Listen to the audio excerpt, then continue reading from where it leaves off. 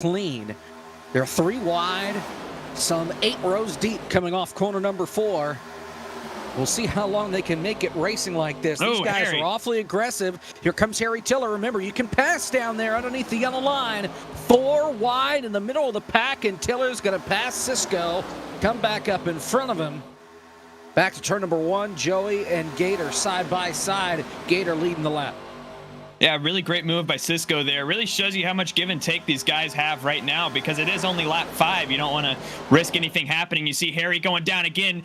Little less give and take from Davey Davis right there on the inside. Harry's going to fall back in line only on lap 5, and it looks like we had a little contact. No, these guys are just screwing around. Just messing around? Cabry and Schildhaus taking the chicane on the back straightaway that doesn't exist. Schildhaus has done that, I think, every lap so far in the straightaways, just kind of messing around, waiting for the chaos. Ooh, 4 wide back up front. Remember, and oh man, there are a lot of cars in this lead pack. 4x4. Graham and Arrow up there, 4 wide at the top of the racetrack. Arrow backs out. Graham trying to do the same as Frisch right underneath him. They might make it work. You got to be very comfortable with who you're around. Fly Guy going to drop out, and he's obviously not very comfortable up here in this lead pack. And that's going to dispel some of the energy around in this bottom lane. Gator's not clear. Vargas. Big crash in turn 3. Upside down is Jordan Worth. Oh my God, somebody's flying through the air. Wes Graham's doing a kickflip. Oh my Lord. As Jordan Worth rolls over and lands on his wheels, the big one on lap number 6 here at Talladega.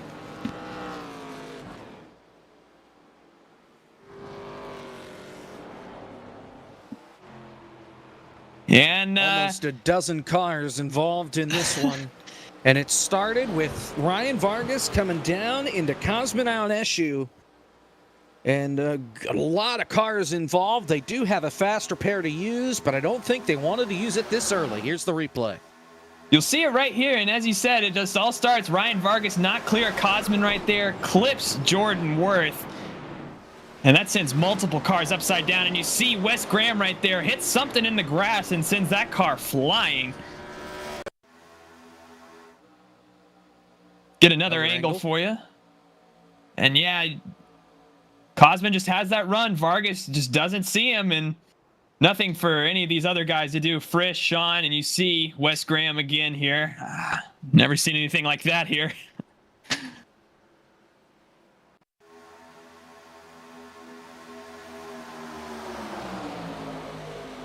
One more time. And a hard hit. That's Sean Butler getting up into the air. Frisch got a piece. Vargas got a lot of damage, and you'll see the 37 once it gets down off the banking.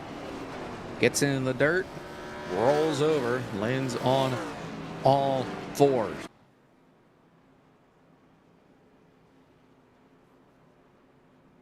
Pit road is open, and it's a busy place. Everybody on the pit lane here.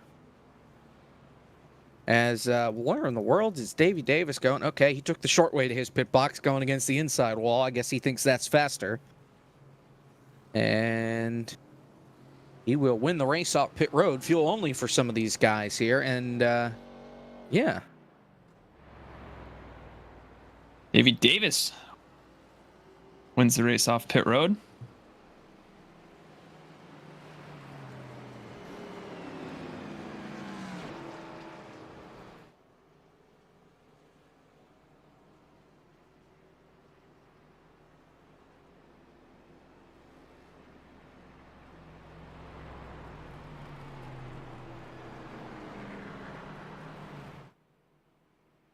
A little bit of shuffling around in this top 5. Harry Tiller up on the front road will be a fun combination here.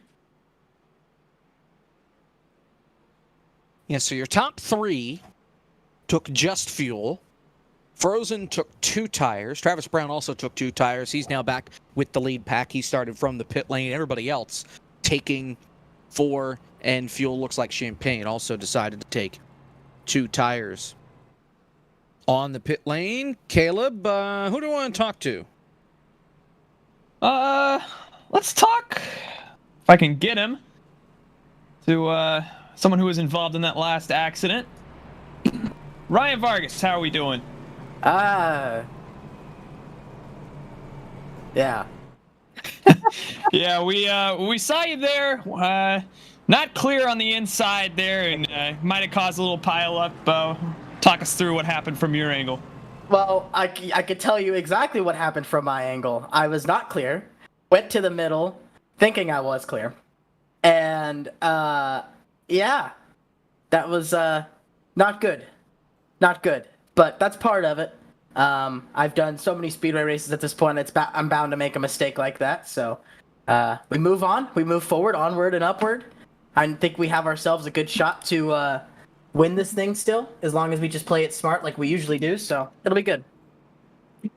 All right. You said you think you have a good shot upcoming. One faster pair down already, so hopefully you don't have to use that other one, and we'll hopefully talk to you after this one. Sounds good. Ryan Vargas, driver the number 26. Now take a look at this. We've got a good amount of cars coming onto the pit lane here to top off. I'm not sure. I think 75% is where we're at with fuel, 65%. So we're about 30, or about at 30 laps to go. And we're on the doorstep of potentially being able to make it to the end on fuel. Probably going to need another caution to do that. And then everybody would come down on pit road. And I'm not saying an immediate caution either. Give it 10 laps.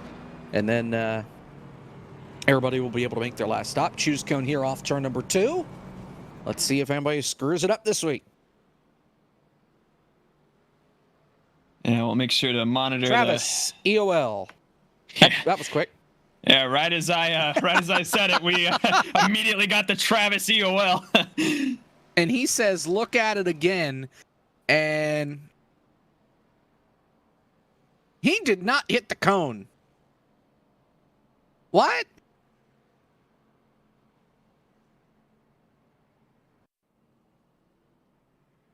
Get a replay. It's not a great angle there since it's just the side of the car, but he did not hit the cone.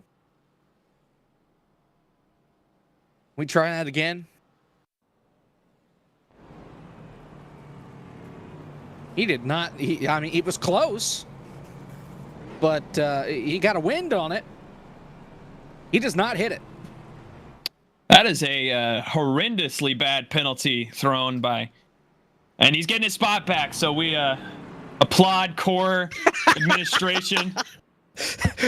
And he enjoys the fact that he's back up to where he should be, which was P9, it looks like, somewhere on there on the bottom. Yeah, some choice words that we might not want to repeat here.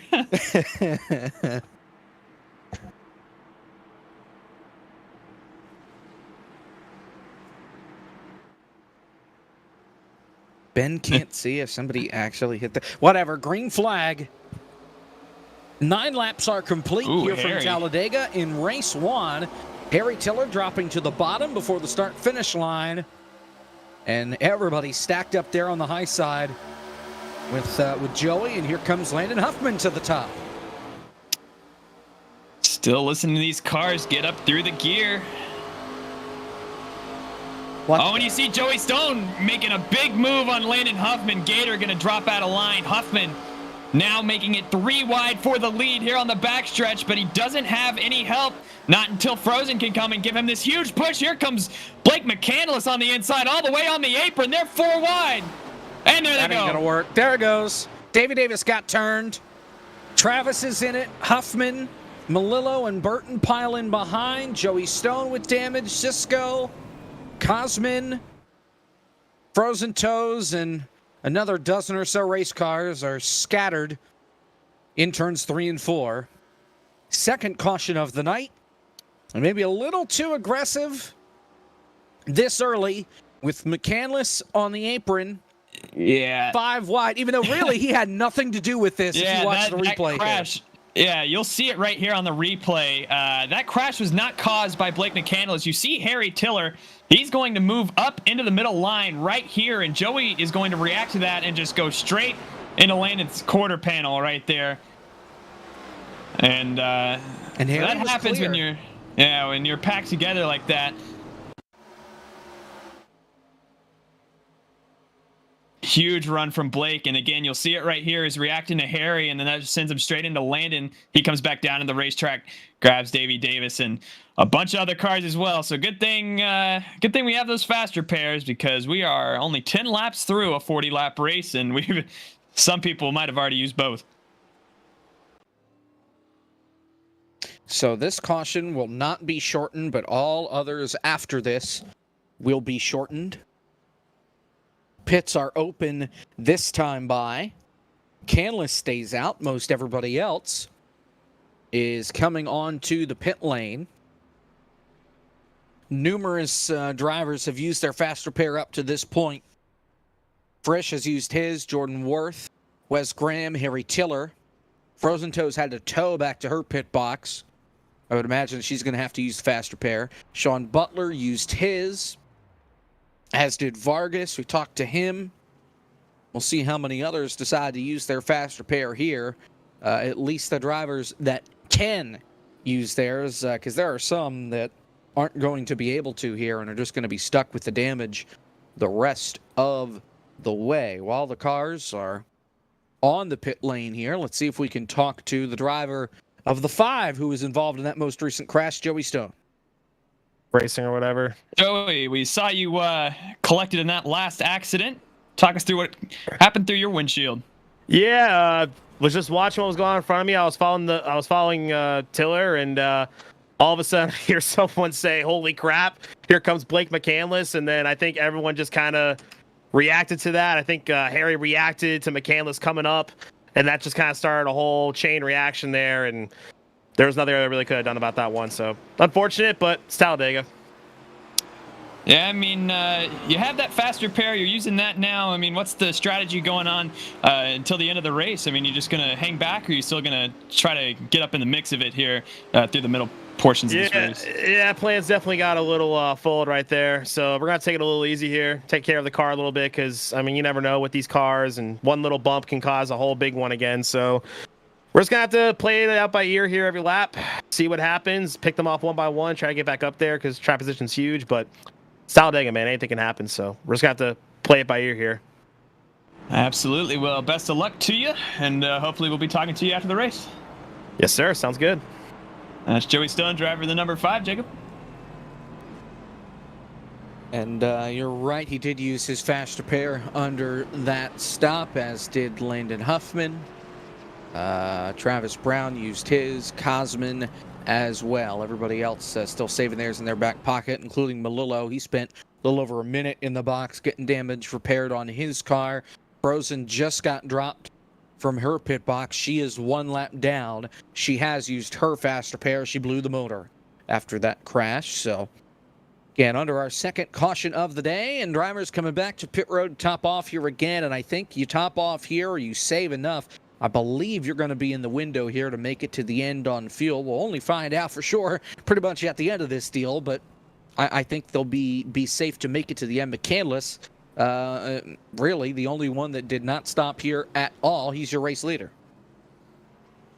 Yeah, I mean, right now these guys, as fun as it is to come here and watch everybody run 3 and 4 wide, I'm wondering if they're gonna maybe take it a little easier on this restart. I mean, we're again not even 15 laps into it, and we've already seen 2 huge crashes that have taken out majority of the guys in the field, and they're already 1 faster pair down. So the way we're racing right now is just it's not going to last very long.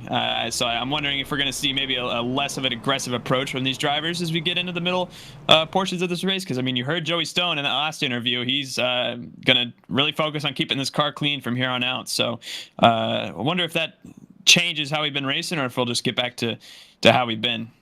Harry just drove through the cone. Well, and remember, we have another race to go yet tonight. As it is with every race for Core this season, it's 2 races in 1 event. Harry Tiller, by the way, got the choose cone, it looks like, based off of the penalty from Ben. Go back and see if I can find Harry here.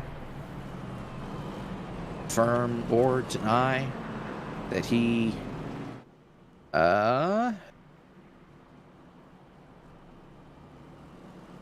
Oh yeah, he hit it.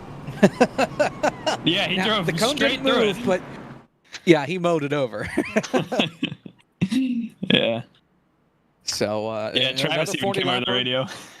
Another 40 lapper coming up here from Talladega in just a little while, and what that entails is we invert the order from race 1 to race 2. So if you win the first race, congratulations, you start at the back for race number 2, and if you finish early, you're crashed, well, you get to start on pole in the next one. Blake McCandless, Michael Cozy Jr. in that still broken car bring us to the green flag. 13 laps are complete. We're closing in on halfway in race number 1. Oh, and Harry just spun out at the tail end of the pack.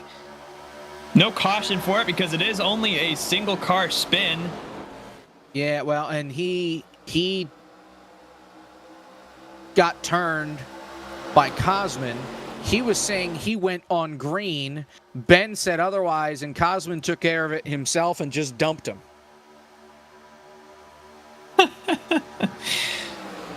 The appeal process going on in chat right now. Meanwhile, up at the front, you see Michael Cozy Jr. here with Drive-Thru, who is making his first appearance up at the front for today. Right on the tail end of the 99 machine. Behind him, Briar LaPrade in the 1.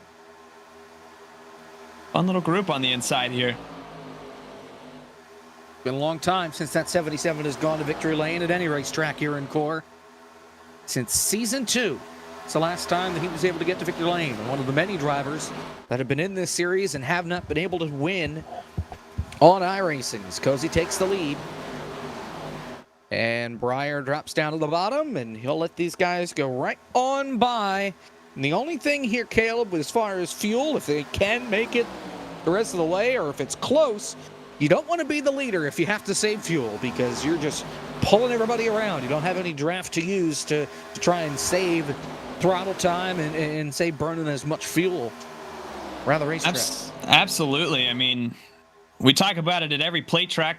We've been at Daytona twice this season. We saw the same thing. It's that this draft will carry these cars around where you don't have to put as much throttle down, and in turn you get a good amount of fuel saved.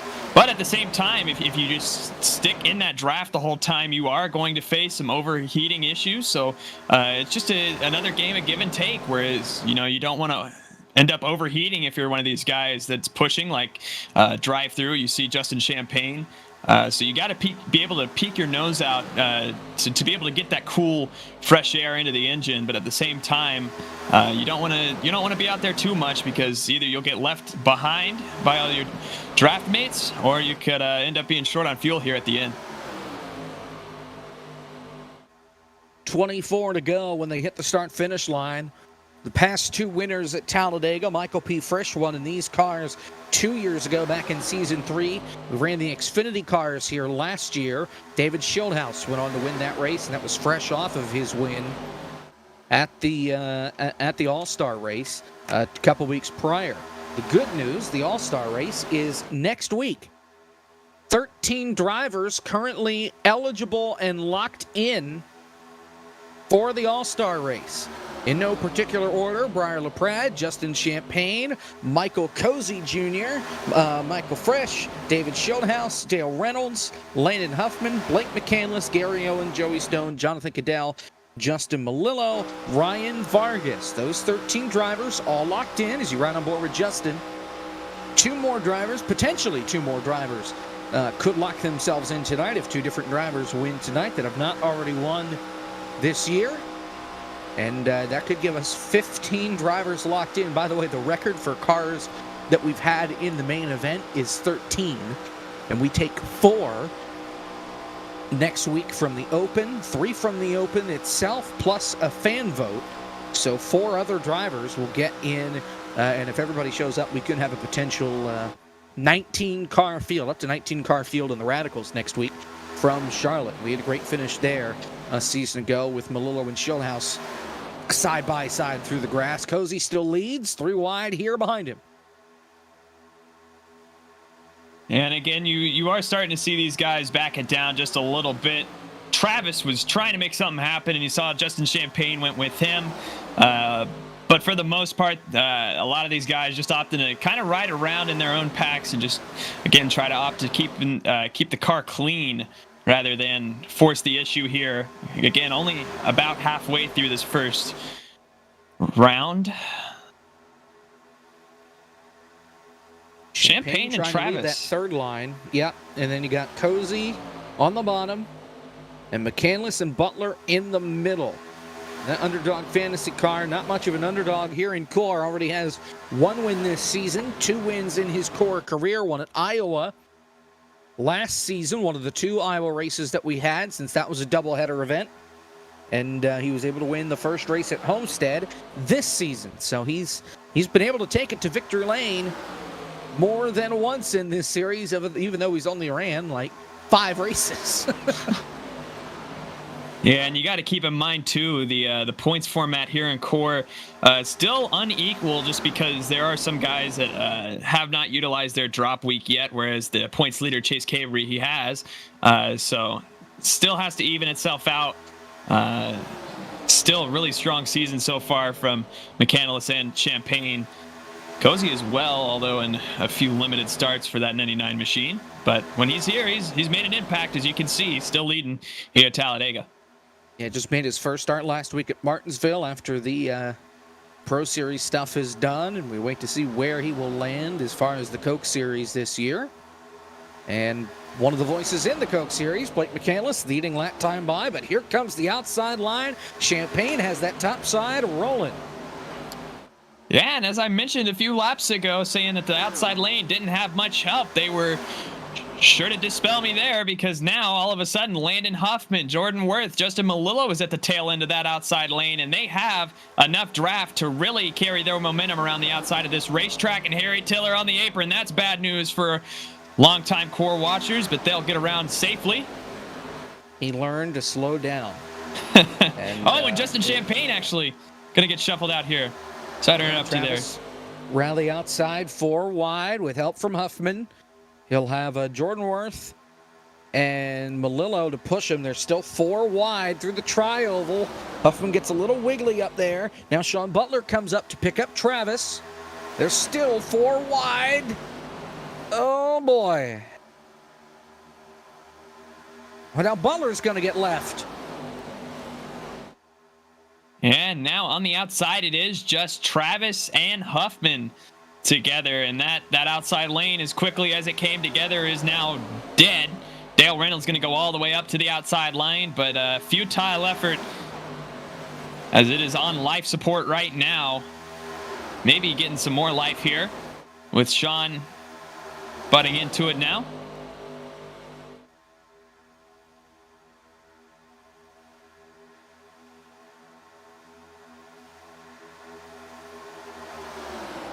$18 to go here at Talladega. And what we'll do here is we'll step aside and go to a break. I know they're 3 wide, but we can't guarantee if they're going to wreck in the next couple of minutes. So we'll step aside, go to a break. We're back after this here on FTF. Now Dale Reynolds, your leader.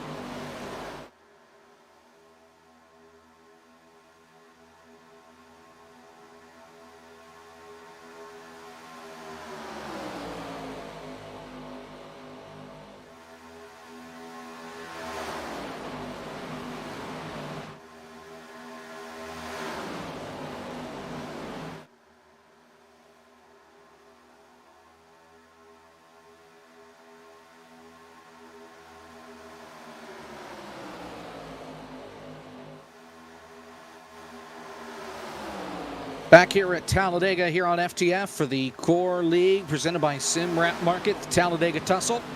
It's Sean Butler in the middle line, Cozy on the bottom. Cozy has not moved from the bottom. There's been a lot of shuffling behind him, though. Dale Reynolds was the leader when we went to break. He's now third up on the outside line. Travis leading the charge up top. And if you look behind this lead pack, you see a lot of cars, single file. Most of them, I imagine, trying to save fuel just in case so they can make it the distance. And they're going to give it some time here. 15 to go in race 1. You know, I'm actually not looking at the back of this lead pack. I'm looking in front of this lead pack. They are coming up quickly on Cosman Ionescu, and they are 3 wide. The track is gridlocked. Going to be really interesting to see how they try to get around and navigate this lap traffic of Cosman. I think this third line is going to come down, try to give him room, but oh God, not so sure. Almost have a Kevin LePage incident there. Cozy makes evasive maneuvers trying to get around him. Great job by everybody here because Cosman just stayed low on the racetrack, and Cozy and DT still trying to keep it straight. Great job by everybody to not wad him up. He held his line, I guess. Well, Travis is now your leader. Huffman clear with him. He'll take over the second position. So side by side for third between Cozy and between Sean Butler, who's down there as well. He is all over the back bumper of that 75. Yeah. He looks high.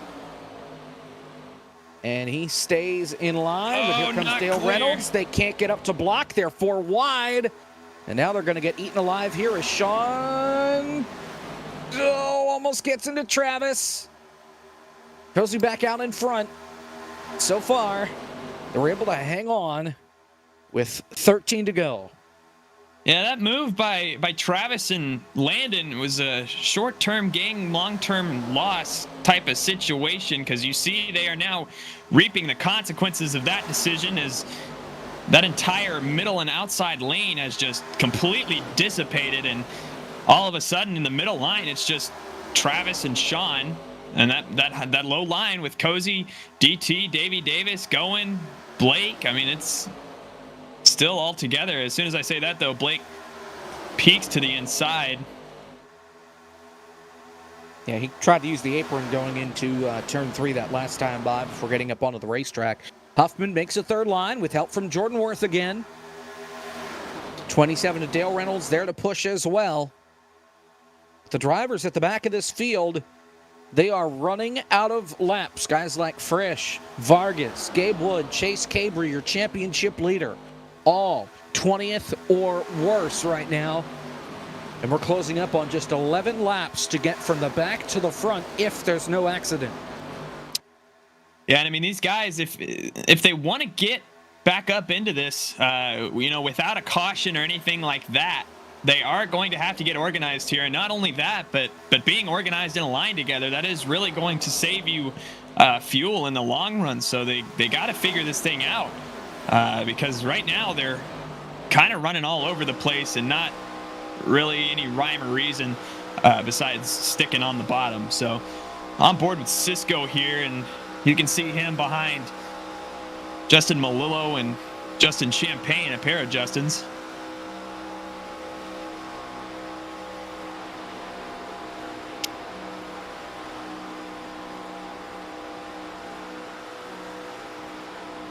A lot of guys here in this top 5, either looking for their first core win or their first core win on iRacing. The only driver that has gone to victory lane, your Season 3 champion in the 99, Cozy. Travis leads the lap, but here comes that 75 of Landon Huffman, your winner at Wilkesboro last year. In race number 2 in a photo finish, locked into the All-Star race. And he's up on the outside trying to make some magic happen here at Talladega. 10 to go. And you see still 3 by 3, 3 rows deep. And a few of these guys at the back, I mean, they're really the ones that decide which lanes go because, 1 or 2 cars can really make a difference here. So you see Arrow, you see Going in the back, just kind of switching in between the middle and the low line. I mean, that energy from that car. you see that second group of cars that were all single file have caught on to the back of this group and are now here. Gary Owen, David Schildhouse, Briar LaPrade. Here comes Case Kallenbach on the bottom in that Red Bull car. And they have all come together here at the tail end of this lead pack, and it is 3 wide gridlock once again here at Talladega with 9 laps to go, and it's time to get aggressive at this point because you're running out of laps. Yeah, and I mean, it's so nerve-wracking as a driver, especially when you are gridlocked like this. If you're, somebody that's towards the back of this pack, someone like a David Schildhouse, a Briar LaPrade, Justin Malullo, Case Kallenbach, etc., to just watch the laps on your box just tick down one by one. That really, it'll set off an alarm in your head. Hey, I gotta go. Whatever means that may be, as we get closer to the finish, you're going to start seeing more aggressive moves. Like one, I thought Dale Reynolds was going to peek out from Landon Huffman's rear view, but not quite yet. He's still sticking behind. Harry Tiller on the inside here. Tiller going to go to the apron wisely. Yep, they caught Harry again, so he'll get out of the way. Down on the bottom. Might be a little bit of drafting help for the leaders, but here they come. Through 3 and 4, Cozy, Travis Brown still wheel to wheel, and that third line just hasn't been able to catch the top 2. They've gotten close, but they haven't really been able to pull alongside and have as much as an impact as these bottom 2 lines. McCandless gets into the back of Keenan. They stack up. They're 4 wide. They make it work. Blake getting a little too aggressive, getting in the back of Arrow, but they make it work with now 7 to go.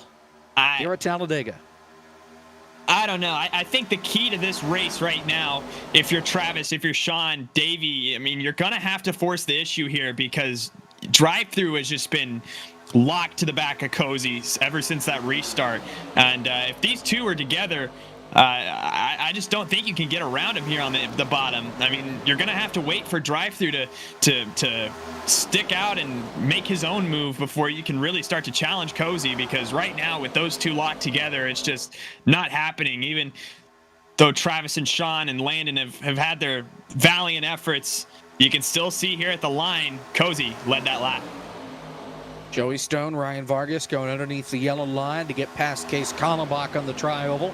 That was a little sketchy, but they made it work. They're 3 wide, some 7-8 rows deep with 6 laps to go. Cozy leading them all, and it's like Talladega 2012. Gridlock. When's the big one going to come? Because somebody up front gets sideways, you're taking the whole field with. Absolutely, and we did see it in that 2012 race in the infamous turn 3 and 4 pileup with Tony Stewart. And I mean, right now, if you are one of these guys, you have to watch out for this bottom line. I think that's where you would see an accident even come from with these guys, especially with no yellow line rule, because you see Briar LaPrade right here, 5 wide in the back of the pack. Briar's going to have to drop out of that. And he does, and he's going to lose all that time. But here comes Champagne up on the outside, 4 wide. Now getting some help from Cabry if Malillo doesn't cut him off. 5 again. Oh, man. And Blake trying to come back up in line, and Vargas going to give him a lane, I think, to do it. Yes, barely. Going, oh, my Lord. Almost got it. He did make a small bit of contact with Dale Reynolds. And you see Justin Champagne obviously hung out to dry there. With Butler to the outside, 3 wide. There goes Travis through the middle. Oh, they stack up. McCandless gets turned and into Cabry, into Fly Guy. Cautions out. And we're going to overtime in race 1 at Talladega. Yeah, and we knew that was coming. Wasn't quite as big as we were expecting, maybe, but yeah, that's just what happens here at Talladega when you get 3x3, 4x4 in the back. Only our 3rd caution of race 1 here, and it throws a wrench into a lot of these guys' plans. I assume we see everybody come down pit road, but we will get a replay here, and you see it all starts in the back. Behind these guys, 71. The inside line checks up. Hard hit from Chase Cabry. McCandless lifts. Vargas cannot in time. And McCandless gets turned, overcorrects, and he goes up into Cabry. You'll see it again. Keenan washes up, and that's what causes Blake to lift. He gets a tag from behind and nowhere for Fly Guy to go as well as K-Bree, your championship leader. Both of those drivers all three of them still have their fast repair, so they're all in good shape as far as trying to get to the end of this race as long as they don't crash any more. They are stopped on the front straightaway because where is the pace truck? Well, the pace truck's just coming off turn 4. They blew right past it. Probably because they thought they had to pass it because of where the caution came out, right around the start-finish line. Now they'll get to rolling here behind the pace truck. And we'll see what drivers decide to do. If they pit, if they don't, Cozy will pit. A good number of these guys, though, going to stay out. John Butler, part of that. He'll be your race leader. Huffman going. Dale Reynolds, drive-through. Jordan Worth, Davey Davis, Arrow all staying out. Joey Stone as well, but a good number of cars on the pit lane. Yeah, and I mean, it's just a difference here. You see Sean Butler, Landon Huffman going. These guys staying out for that track position so late in the race. But if we do get a caution, do you want that extra fuel security? If you save under this caution, maybe you can have the best of both worlds. Maybe that's what we'll see from Sean, Landon, these guys up at the front here. But all in all, this is going to be a quintessential Talladega restart, I feel like. And a lot of these guys, again, looking for their first core wins on the iRacing platform here up at the front. Guys like Drive-Thru comes to mind, Dale Reynolds as well.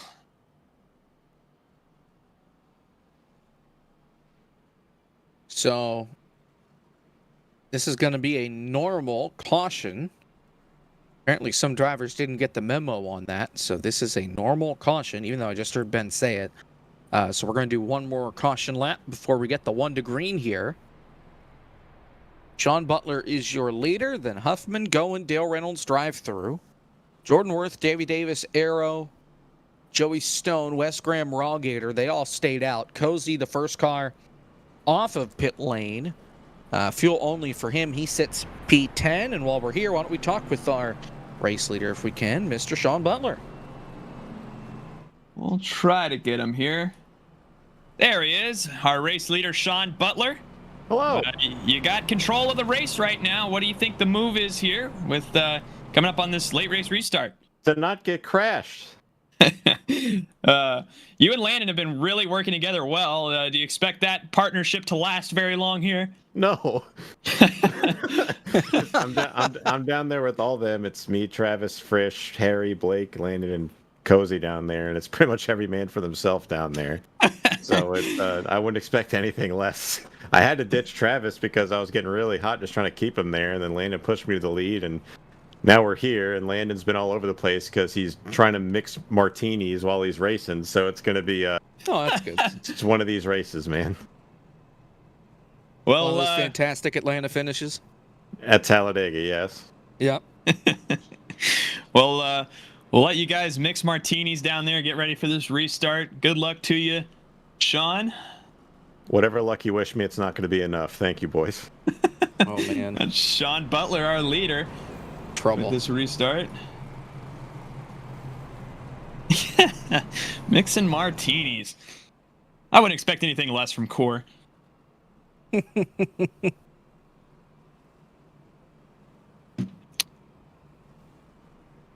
Coming to the choose cone. Here. Yep. Let's see if anybody screws it up.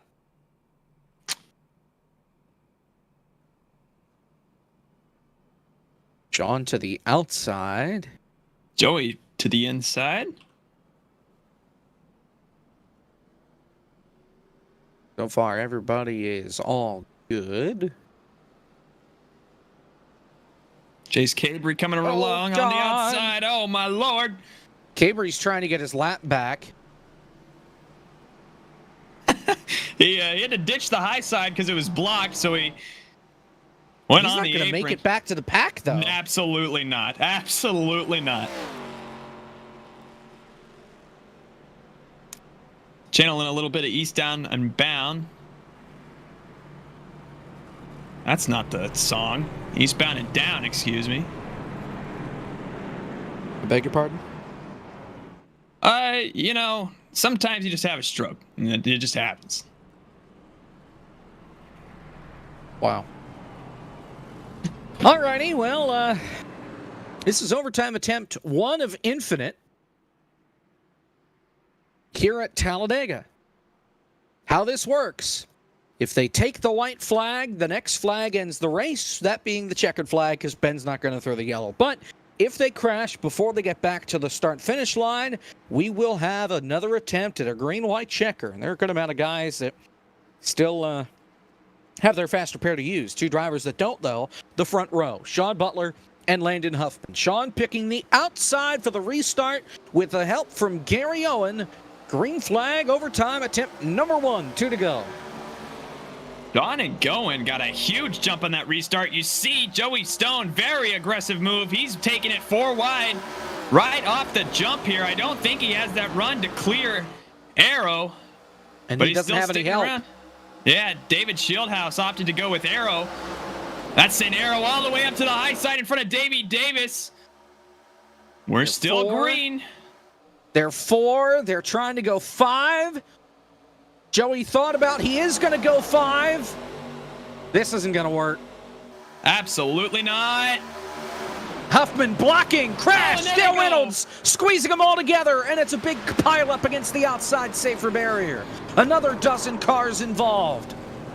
And Joey Stone, with no regard for human life, down on the bottom of the racetrack, just moving everybody up out of the way.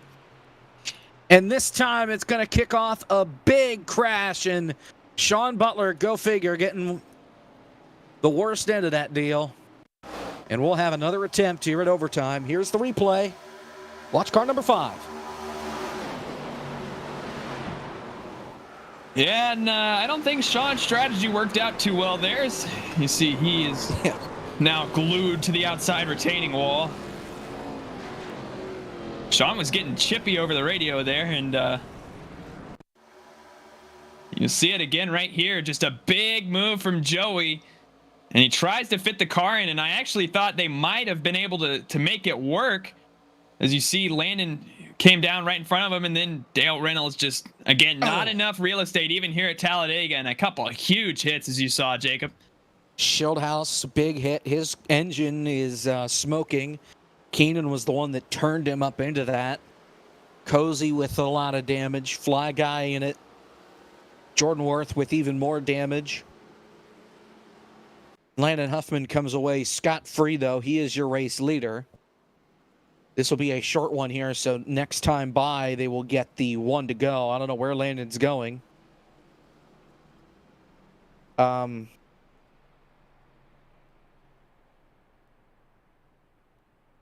Yeah, that car is silent, so he is saving fuel. Drive-thru's doing the same thing behind him.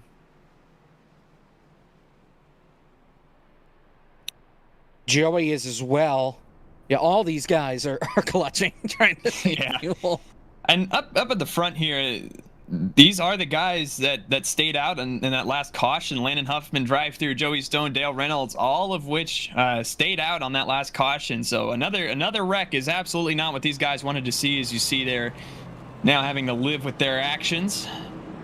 Really interested on this restart, though, how Landon Huffman, who is, as you know, a very aggressive blocker, will mix with Joey Stone, who, again, we saw on that last restart make very aggressive moves. I don't foresee that combination ending very well for the field, but we'll see here late at Talladega. Crashes are what you expect at this point. So to the choose cone now, and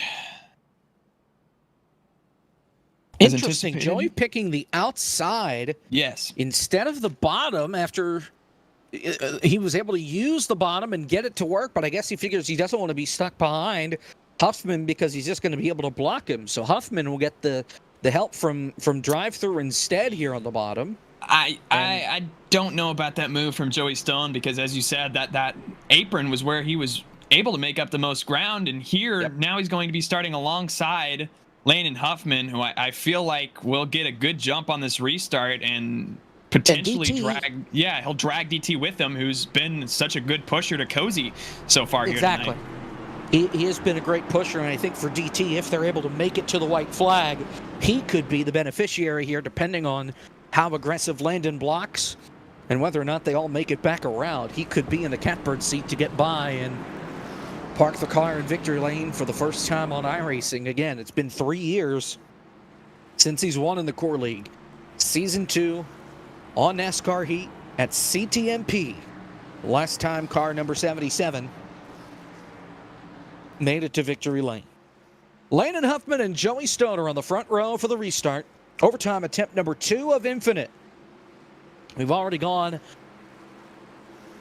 about a lap and 7/8 over. This will be 2 laps over our scheduled distance, and we got to make it 2 more. Let's see if they have enough gas to make it to the end as well.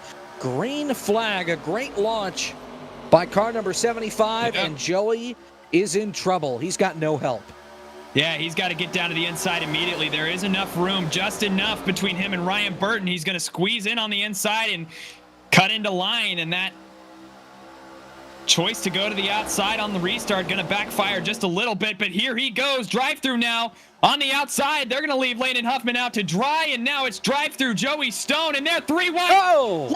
Around, and he Save it. almost, no, he Can't. doesn't. Straight Drive in the through middle your of the leader, and a big crash. Briar LaPrade in this one. Cisco Scaramuza, Frozen Toes involved, Gabe Wood, Chase Cabry, Arrow, Rusty, and the caution's back out. We'll do it again. Who could have seen Travis that got one a coming? piece as well. And Davin had the right move in the 77. Problem is Landon went to go block the 91 and instead got dumped and then couldn't save it. You'll see it right here. Yeah, Ryan Burton going to dip down to that bottom line. Landon Huffman didn't want a repeat of what happened with Joey last time, so he did it just a little bit earlier for everybody. And and he was there. Like, Burton was there. Landon was a little late on that one. These things happened. Yeah. This will be another short one. What a great move here. It was a perfectly timed slingshot from drive-through off at turn 2 there. He will now be in possession of the lead. So, I mean, that completely changes his outlook of this race. He goes from, again, being such a great pusher all day to now he has to fight off both lanes of traffic here at the end. So I'm wondering how that 77 machine will fare. But I don't know if he's going to be able to make it on fuel. He is pitting. So is Joey. So is Dale Reynolds. These 3 had to pit because and this was too long. Melillo also pit, so this hands the lead over to Justin Champagne, who has won 3 of the 4 plate races so far this year. Swept the opening race at Daytona and then won the second race at Daytona, at New Daytona, right before the holiday break. Yeah, there's a certain few guys that you do not want to be going up against. And Champagne would fall on that list. He has just been almost unbeatable here at these plate tracks so far. But, I mean, he's got a bunch of strong contenders right behind him. Ryan Burton, Michael P. Frisch, Harry Tiller coming from 2 laps down to now sitting in the 4th position. Jonathan Cadell, Steelhorse. We haven't talked about him much tonight, but all of a sudden here at the end, he's inside the top 5. Cisco Scaramuza, Cosmin Ionescu, Case Kallenbach, Michael Cozy Jr. going. I mean, it's a strong top 10 here. So we'll see on this restart as they come to the choose cone. Champagne choosing the top, Frisch choosing the bottom. By the way, this has probably been on nobody's mind over the last couple of weeks since Vince Welch left Fox, but it sounds like we have a name as to who's replacing him for the Truck Series. Do you want to take a guess? My gut reaction would be one Jamie Little, maybe. Thankfully, it's Adam Alexander. Really? So they're making him do Xfinity and trucks this year, which probably means, which is going to tick me off, that probably means that he's going to be calling 75% of the races from the Fox studio this year. I'd imagine. Potentially trying to find their Mike Joy replacement here soon.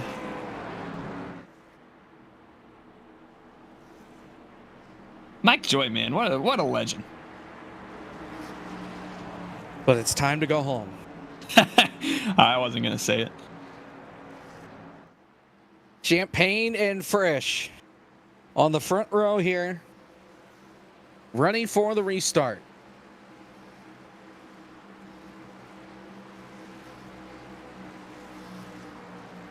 See if Champagne can have another one in him here. Green flag, attempt number 3. Champagne in front of Frisch. Frisch not having it. Oh, trouble! Wrecking behind him. Harry's around. Cisco, Cadell, Chase Cabry's around as well.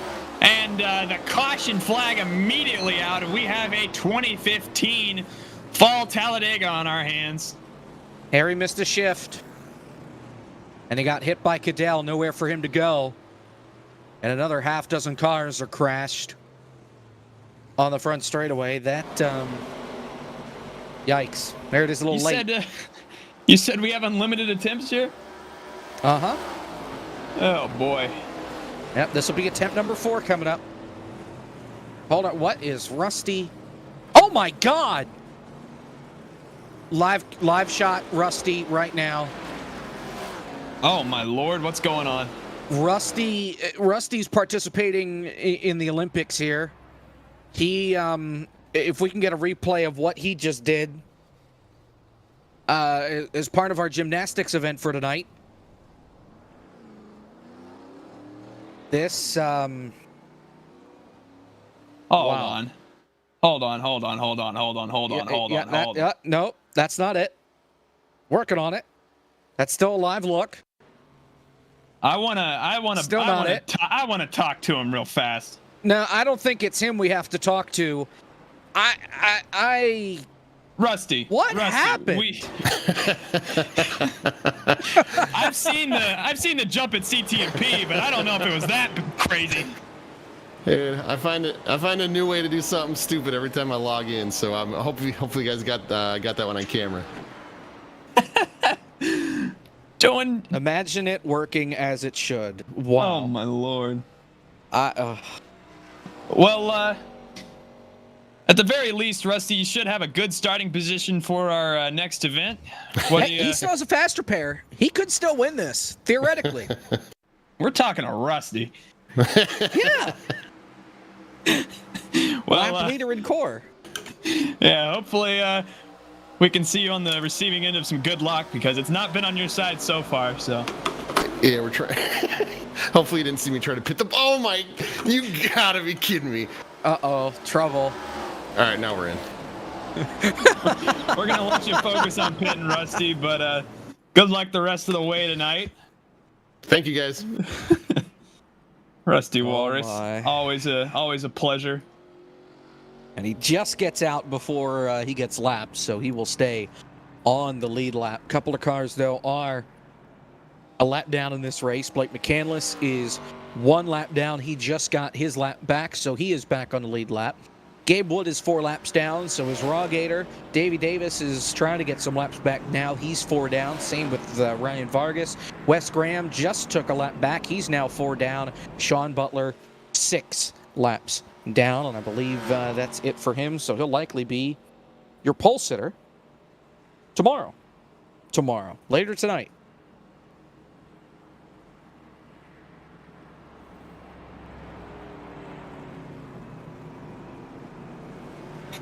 Davey Davis over the radio. He's you see him flying by on the high side there. He said he's just gonna drive straight through you if you're on the outside. So everybody quick to clear out. But setting up for another classic core overtime finish. Harry crashed. What else is new? Harry has a broken left front. Oh, no. And he was given an EOL, just piling them on. Well, yeah, I think he hit the cone because the car is broken.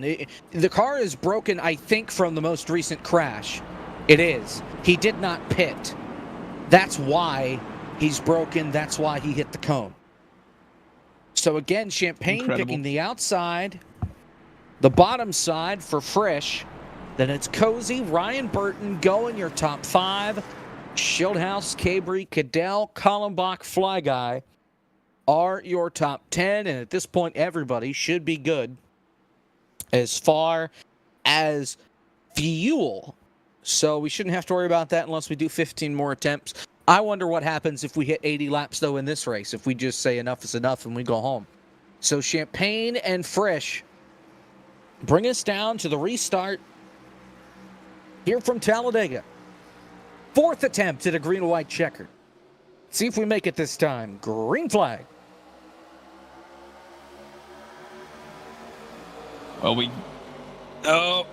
Chase Cabri all the way down to the inside, almost makes contact with Jonathan Cadell there. But we make it past the start-finish line this time as we go through turns number 1 and 2. Everybody working their way up through the gears.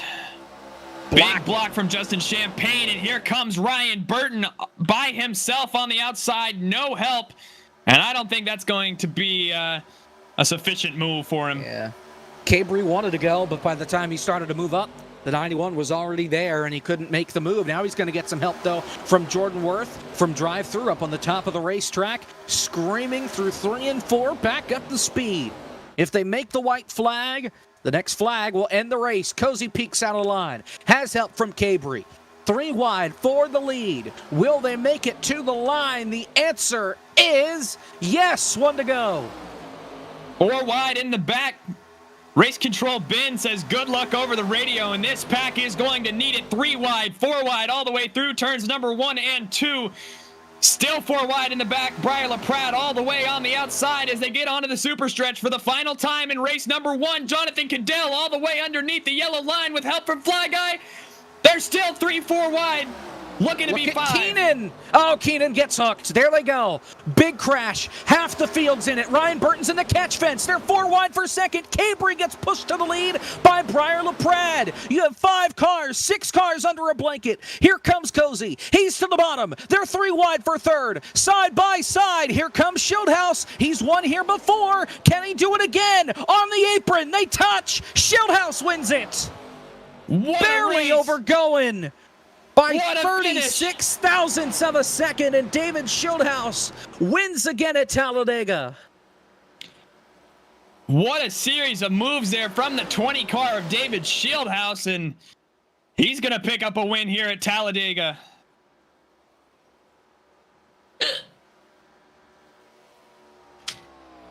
Oh, what a finish.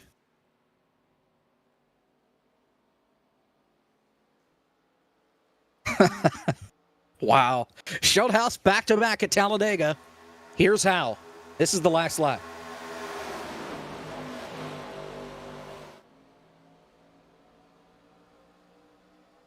Yeah, this is a replay of the wreck here, and you saw 4 wide. Cadell all the way to the inside with help from Fly Guy, and this is the main pack that you're going to see just absolutely get decimated here. Keenan just can't make it work, and you see Ryan Burton all the way up into the catch fence, goes surfing on top of Joey Stone. Landon Huffman down to the ground on all 4s just fine, keeps it rolling somehow. But then up at the front.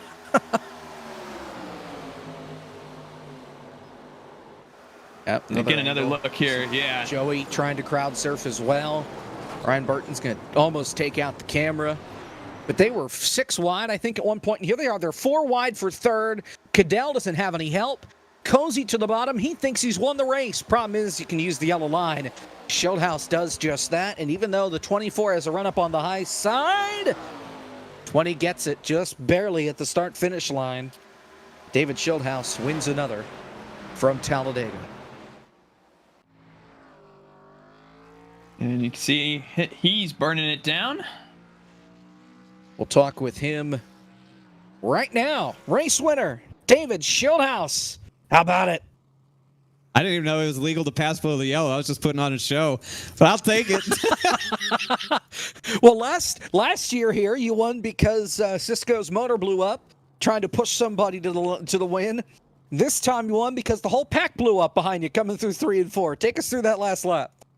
Yeah, I was content pushing Frisch, and I knew there was going to be an opportunity to make a move somewhere down the backstretch, and I saw we were pulling the bottom, and I saw the lane to jump up in front of Cozy. I knew he wasn't going to go with me, but I figured somebody would be there. And Champagne, of all people, the irony after last week with me and him beefing a little bit, he gave me a good shot. And they all wrecked. I didn't have any help, so I knew it was just going to be about getting off turn 4 and trying to get something. And the door opened up. We had a huge run coming to the tri-oval. I said, heck it. We're going to the flat. We're going under the yellow. And wouldn't you know it, we beat and bang, and I came away with the win. That was this race felt like it took 50 years to complete. This felt like it took longer than Monday, Jacob. This felt like it took longer than yesterday. Well, that was 500 miles. This felt like a long race. But damn, it feels good to win in the core again. Well, and you get to do it again here. So did you learn anything? Could you have learned anything between this race and the next one here coming up? Hang out in the back for a while. I mean, that's what me and Breyer and a lot of the guys were doing, was just hanging out in the back and trying to hold on to the fast repair as long as you can. It's, these things are a crapshoot. You don't want to lose that fast repair early. And I mean, I definitely had to use it later. But no, it's a lot of luck and good fortune and just being in the right position. But you got to be in the top 10 on the last lap, I think, to really have a shot to win. It's just how you get through the wreck, because as well as everyone watching, we will wreck. We wreck a lot. We're really good at it. But hopefully everybody at home watching enjoyed that one. I know I did. Well, congratulations on the win here, and we'll see you try and do it again here in just a couple of moments. All right, we'll double it up, take the Market Rebellion Chevy, and sweep the Talladega Tussle. That sounds good to me. Best of luck. That's David Schildhouse, your race winner here from Talladega. So we'll go to a break. When we come back, race number 2 will be set to go here from Talladega. Stay with us here on FTF.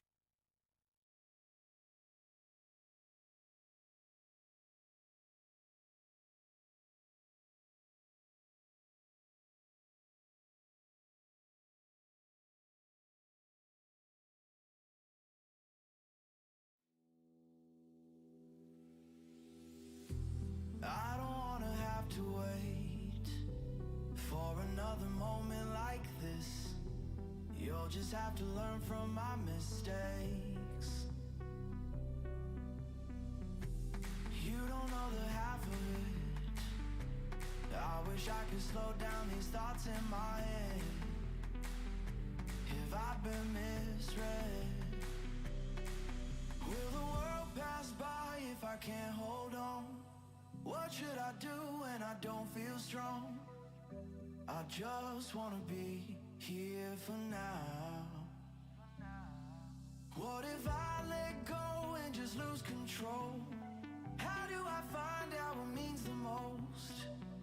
I just wanna be here for now. What do I do? How do I stay here? Gotta find you before it all disappears. What do I do?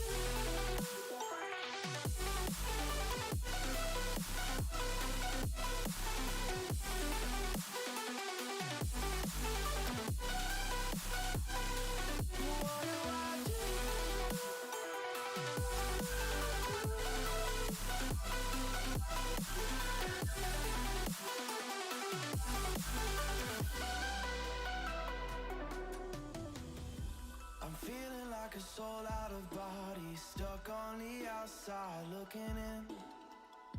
When I slow down, I wonder if I'll be stumbling around waiting for the end. If our sky doesn't have a limit, then there won't need to be a finish. I wanna be in the life I'm living.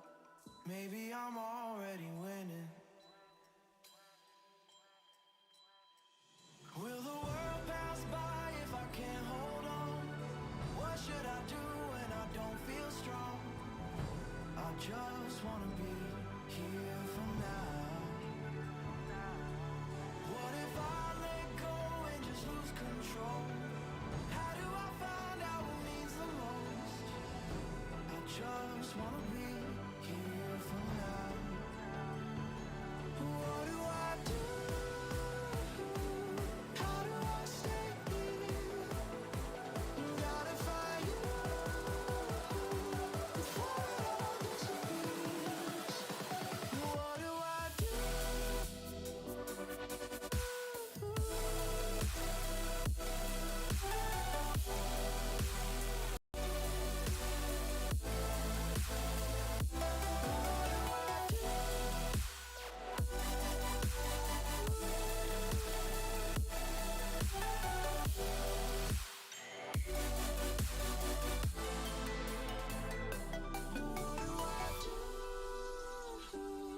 How do I stay here? Gotta find you before it all disappears. What do I do?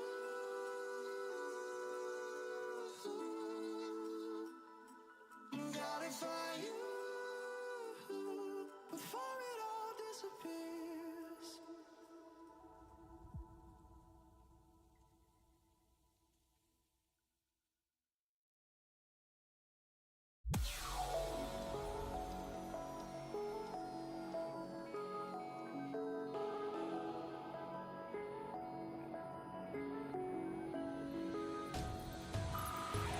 She put me into a fever.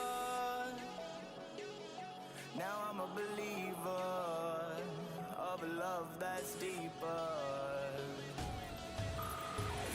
Ooh, temperature's evil, so I to deceive you. The love isn't equal.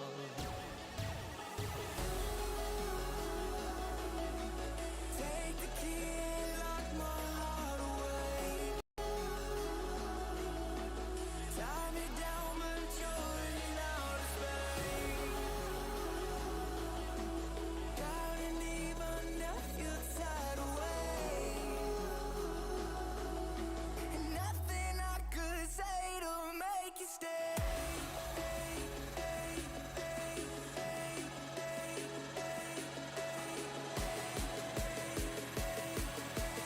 Nothing I could say to make you stay.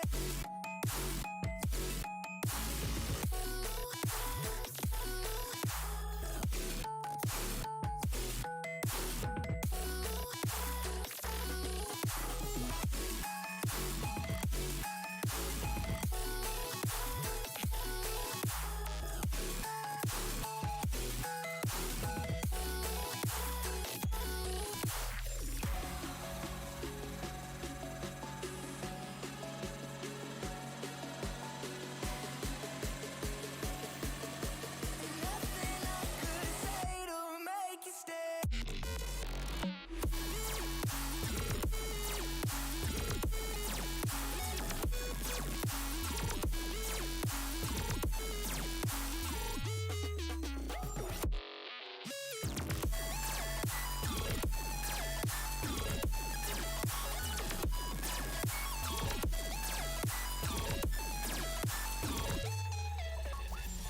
I'm sicker now that I've seen ya. Every day that I wake up, you pull me in deeper. Ooh, you made me a prisoner, my soul's gatekeeper, just as grim as a reaper.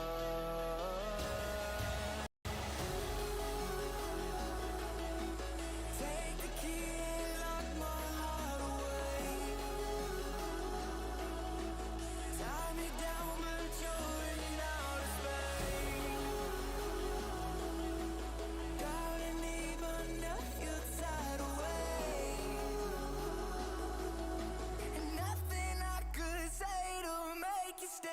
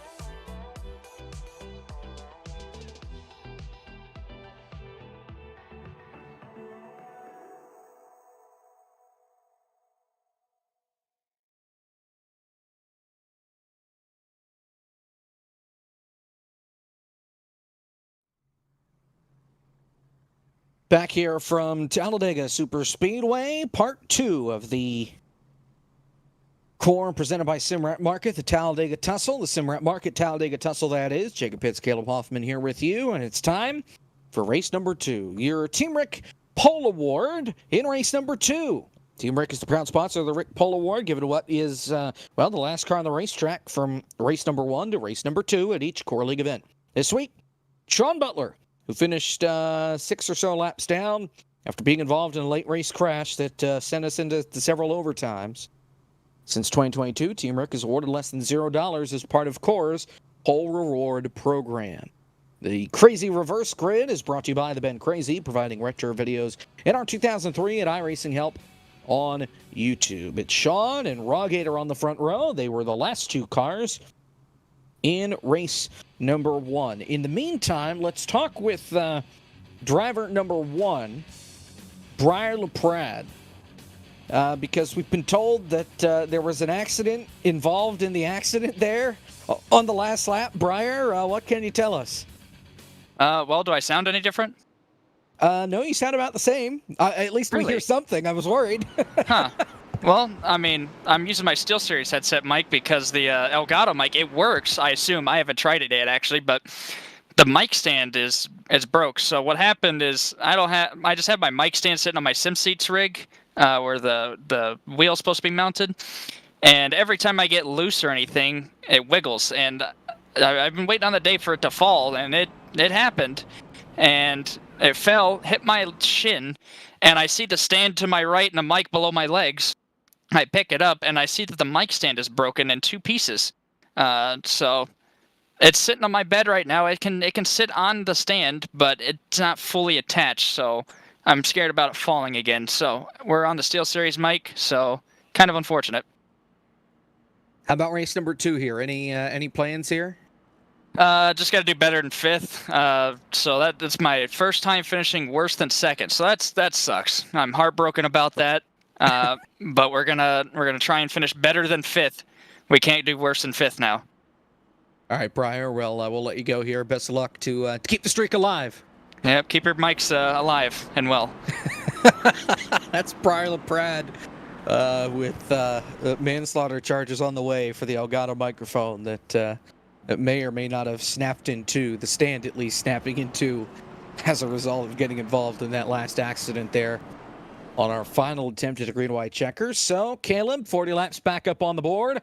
We have only 30 drivers in this race. Unfortunately, Davey Davis did not make the trip for race number 2. So, after finishing in the 26th position in race number 1, he decided, the heck with it, I'll see y'all next week. So he will not race in race number 2. By the way, since Schildhouse already has a win, plus he won the All-Star, he's still locked into the All-Star race, so that does not change anything as far as who's locked in, who's not. Green flag, race 2 at Talladega, and they're already 4 wide with Travis, Justin Champagne. They're not taking any time at all. They get right back to work as the field's off to turn 1. Everybody's already kind of in a groove so far, and a lot of these guys trying to pick up right where they left off. Justin Champagne hopping right back into line, and in many ways, this is simply just a restart. You see Fly Guy looks like he might be dropping to the back here. And in pack formation once again already, and these guys do have another fast repair in their pocket. Hopefully we don't have to use it here on that one. Yeah, exactly. Yeah. Butler leading the bottom. Jordan Worth leading the middle as they come off the corner to the start-finish line. We'll see who's going to lead lap number 2. Trouble! Ryan Burton's through the grass. Davin Cornelius involved. Champagne is around. Arrows involved in this, and the caution flag's out. It's lap number 1, and it looks like some contact between Justin Champagne and Travis Brown kicks this thing off, and it's the first accident we've had in the Tri-Oval so far tonight. Let's take a look, see what happened here. We'll get the replay right here, and you'll see Justin Champagne, he tries to make the middle line work and doesn't realize that there is a car underneath him, and that'll happen when you're not clear on the inside. And that sends him, Travis, few select others around. Keenan was involved, Ryan as well. Rusty did a fantastic job to make it through that. Frozen Toes involved as well. Take another look here from the start-finish line. Oh, man. How about Cabry flying by up on the high side?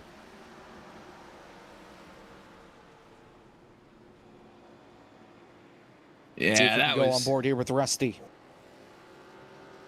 Yeah, he had a front row seat to all that unfolding. Focused on Rusty here. This is the onboard you see from the Rusty machine.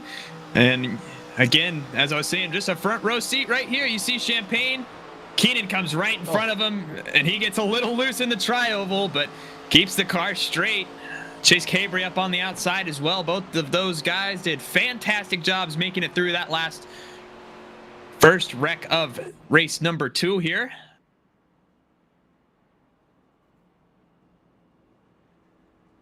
So caution out on lap 1. Pit road is open, and a little more than half the field taking the time here to make their stop. What's coming up on ftf.gg?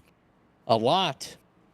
So, tomorrow, we have the Legends in the Future qualifying races for the Legend 500.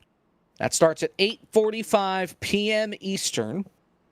We still don't know exactly how many races there will be tomorrow, whether there's 2, 3, 4, I don't know.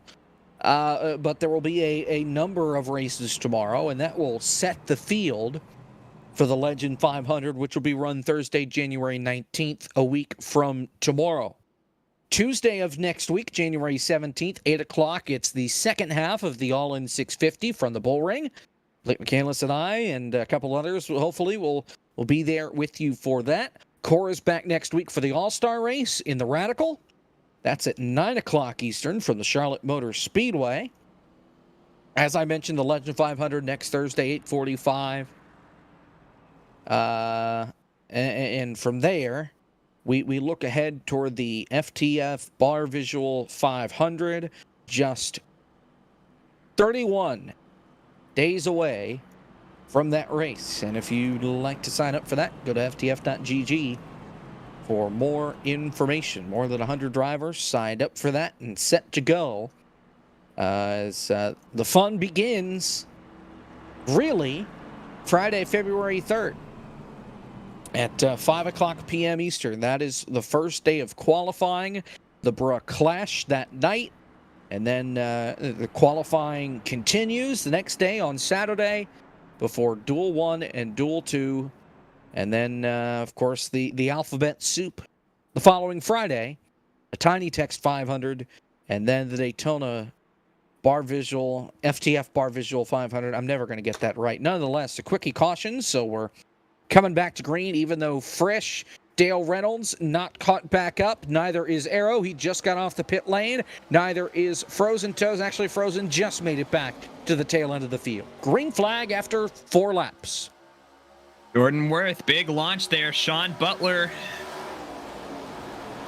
in line there with Jordan Worth, with Landon Huffman, Harry Tiller behind them. Landon was peeking to the outside, maybe right in front of Gabe Wood.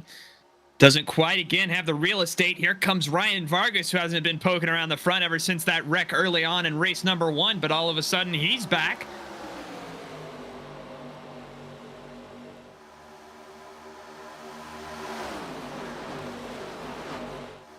Through 3 and 4, Jordan Worth on the bottom. With the help from Butler. With Gabe Wood and Ryan Vargas on the outside. You've got Cisco there as well. We ride on board with him. Trying to figure out how in the world to fix that grass over there in turn 2 that Rusty hit. Here comes McCandless 3 wide. Help from Cozy. And they're 3 wide, second on back. Joey Stone third in line there with help from Goen as well. going and Joey Stone together, working together in voice chat, so they have a little organizational advantage here. Oh God, lap traffic ahead. This is not going to work. Oh, super close, but they get through it. Great driving he by held everybody. his line. Yeah, great job by Keenan Arrow in the 03 there with the Kin Block tribute that debuted last week. Still 3 by 3, 4, 5 rows deep.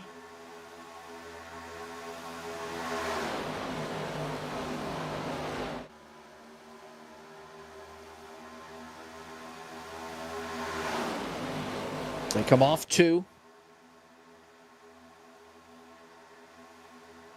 3 wide. Still at the front. McCandless poking his nose out in front. Meanwhile, Gabe Wood clear for the lead. He drops to the bottom. That leaves Vargas to lead the middle line. Still 3 wide now. As you said, Ryan Vargas, leader of that middle line.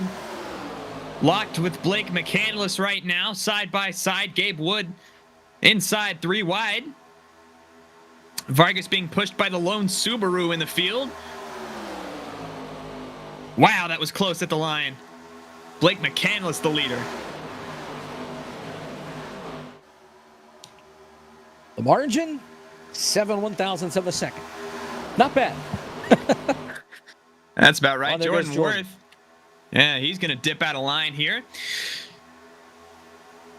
And again, this is really similar to what we saw last week, or excuse me, last race here at Talladega.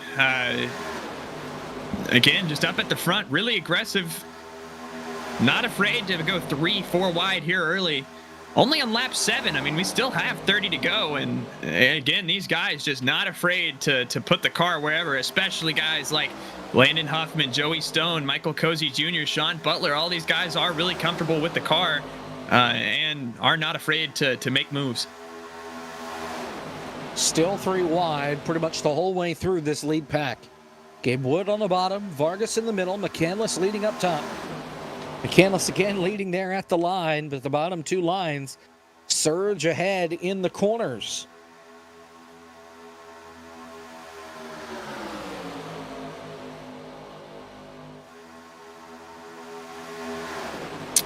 You see Cozy and Blake right there. That's a very, very powerful tandem.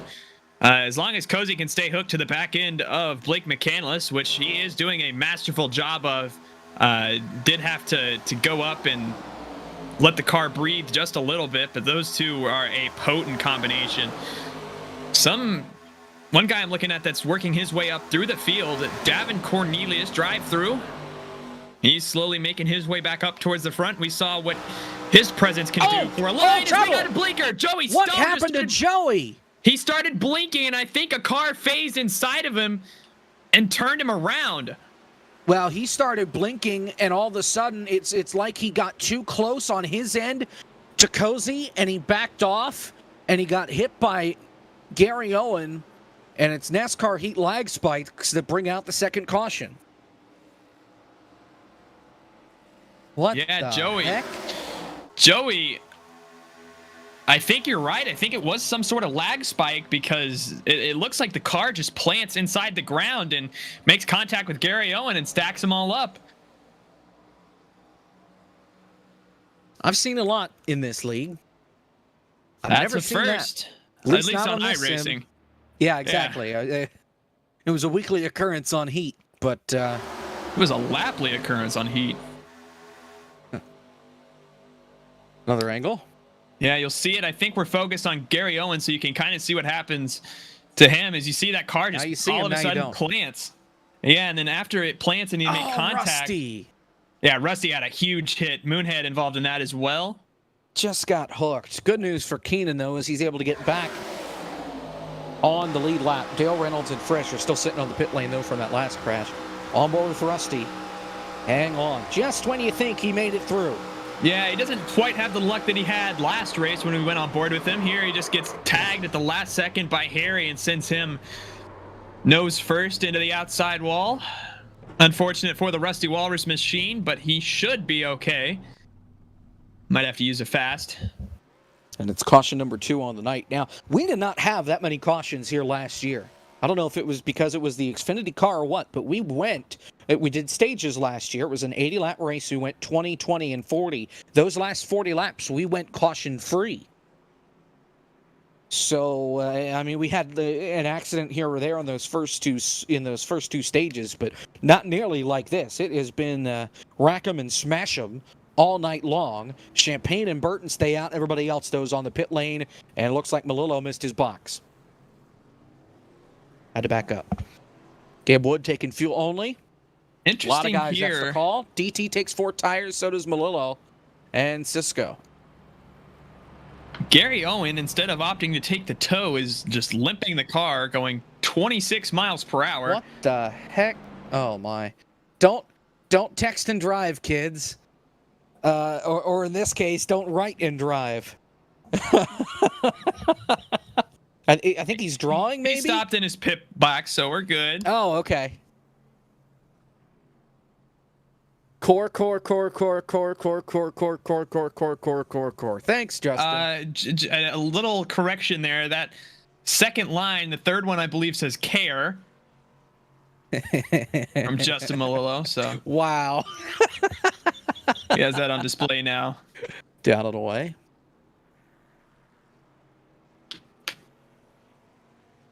He'll be. That's a very controversial statement from Justin Melillo. I don't know if he's going to get away with that one.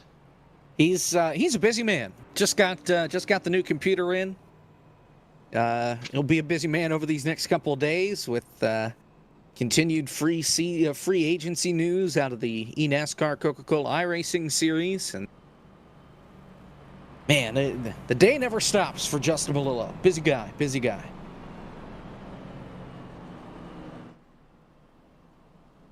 And Gary has stalled out here on the apron.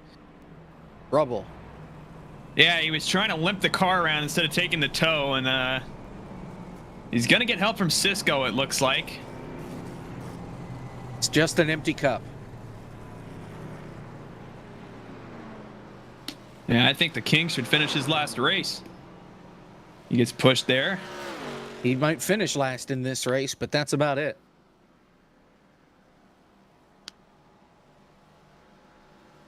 He's had a really up and down season. Finished second in race 1 earlier tonight, as a good number of drivers are back on the pit lane now to top off. Won the first race at the Smooth Daytona.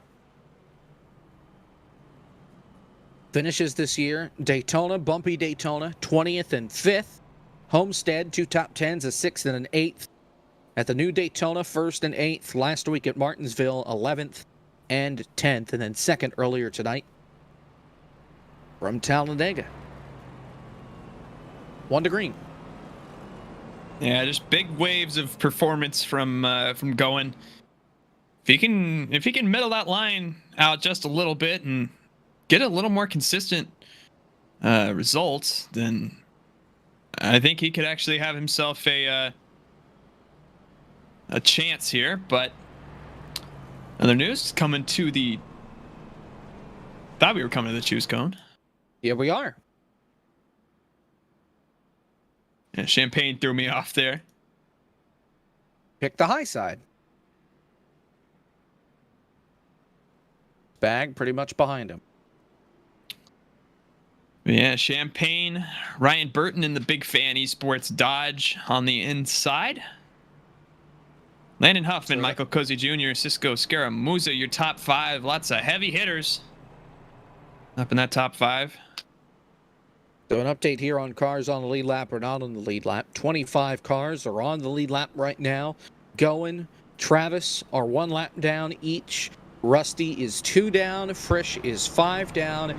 Dale Reynolds is 7 down right now. And I'm sure as cautions come out, they'll be able to get their laps back. But they'll need a caution to do that first. 12 laps in here when we hit the start-finish line. You're on race number 2. Champagne and Ryan Burton on the front row to get us back under green flag. And from here, based off of what we saw in race 1, you get another caution, you might be able to make it the distance, but if we go to overtime, forget about it, you're in trouble. Yeah, we'll see if they can keep it clean and green on this restart. Justin Champagne in your control car. Green flag. Ryan Burton with Cozy glued to the rear end on this restart. Champagne not as decisive as he probably wanted to be there, but eventually does fall down in line on the inside. Landon Harry Huffman, not leader making of any that. friends by telling Ben to kiss his keister. Not his words. Censored for air. But he had a little bit of a run there on that restart, but he did not get a black flag, I don't think. I think he's all good. Oh, Three wide at the front. Almost had a wreck between Champagne and Ryan Burton there. Almost had a little bumper grab action, but they keep it straight for the most part, but that does cause that inside lane to lose a lot of momentum. Fanning out almost Huffman's 4 gonna get wide in the split. tri-oval. Yeah, they are 4. Cabri pushes Scaramuza to the front, 4 wide for second. Here comes Huffman with help from Vargas. Gabe Wood's just going to keep falling back. Now he's blinking. That's not good. But Vargas is able to get by. They're no longer 4 wide. Champagne leading on the bottom. Cisco leading up top. Interesting there from Gabe Wood. That was actually literally the exact spot where Joey started blinking as well. So a little bit of a coincidence or potentially something to watch out for here. But that did trigger the flight or fight from drive-through and Justin Malillo there. Gonna get back sorted in line, back up front. Cisco Scaramuza trying to take the lead from your race leader, Justin Champagne, as they go through the tri-oval on board with Cisco Scaramuza, your leader here at Talladega. Oh, trouble! Harry! There goes Davin and Rogator. Caution's out. Started, though, with Tiller. You're right. Everybody else able to get on through that. They're just... You'll see it on the replay here. Drive-through collected in that. Raw Gator as well, but Harry... Contact with Harry, and it looks like maybe Cosman, but we'll get a replay here and sort this whole deal out. It's just a little indecisiveness from Harry Tiller is what brings out this caution. Here's the replay. You can see he decides to go to the inside, then tries to go back up to the outside, and by that point, drive-through is just right there, and you can't do that here at Talladega. Can make one move, don't want to do two. No, he goes to the bottom and gets turned up into drive-through. He didn't want to go to the outside. He wants to go into the bottom right there. And Cosman says, "I don't think so," and turns him. He's able to save it. The 77. You're right. He does deliver a good push to the back end of the 69. I didn't catch that. But yeah, Cosman does just lay it into the back bumper of Harry Tiller, gets that car sideways, and again, by that point, drive-through is right there. And a weird effect where it doesn't send Harry around, but it sends drive-through around straight into the unsuspecting Raw Gator. Nothing you can do there for that 14 machine. Just an unfortunate hand of luck. The drive-through able to get away for the most part in that Big Fan Esports machine. Caution number 9 on the day. Number 3 here in race number 2. Big checkup here on the front stretch. Everybody's got to get woed down.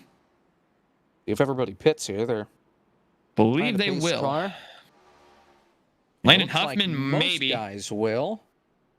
See who decides to stay out. Huffman will stay out. I think that's going to be it for you. If anybody follows him, but right now it's not looking likely, as everybody else is saying, "Yeah, I want to go to pit road," even though most of them fuel only stops more than likely. Cisco with the right sides up. He's at least taking rights. Looks like he'll take all 4 tires. I don't know. If you're one of these guys at the back with nothing to lose, basically, I don't see the harm in staying out. We've only been on a green flag stint for about 6 laps, and if I was a betting man, I'd bet you'd probably have another caution here in the next few laps. So a way to make some easy track position, but I guess everybody thinks we might be seeing a cleaner stint here, which is entirely possible because this is around the point where we started to see everybody calm down last race until that stint at the end.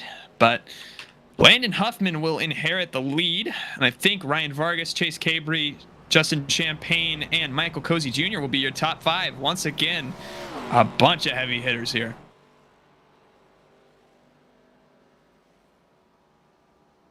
Choosing.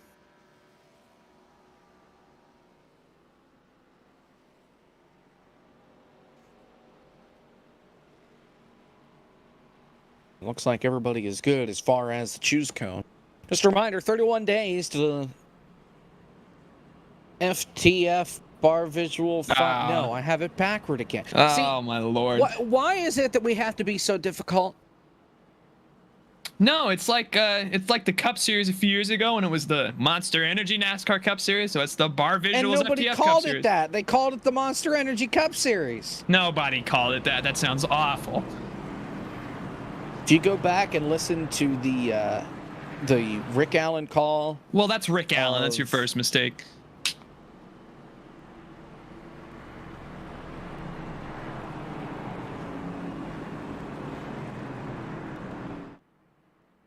Bar Visuals FTF Cup Series.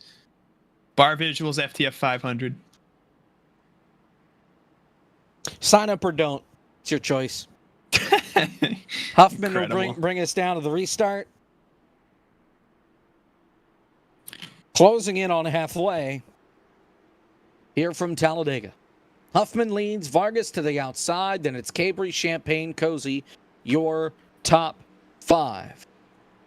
Green flag. Looks like everybody's going to get caught up. Huffman going to go to the outside with Ryan Vargas's help. Now going to dip that back down to the inside lane with Chase Cabri sucking up to that back end side by side through turns 1 and 2. Vargas trying to evade the side draft up there on the high side, but it's not working. Still side by side for the lead down the back stretch.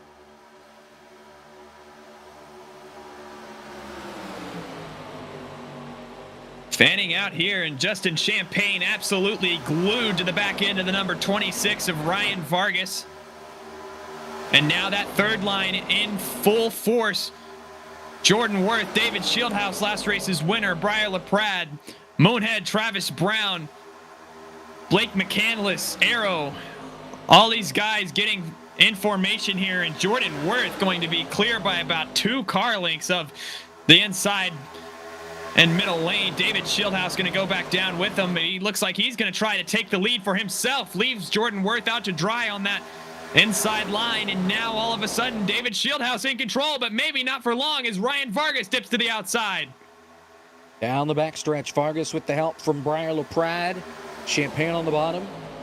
You've got David Shieldhouse in the middle. Vargas drops to the bottom, and he'll take over that inside lead position. Oh, and now man, he'll come up right in front of LaPrade, and that ain't going to work. Yeah, that was almost Still big 3 from wide. Ryan Vargas. Oh, Twice, oh, Gabe Travis. Wood. Oh, Gabe Wood.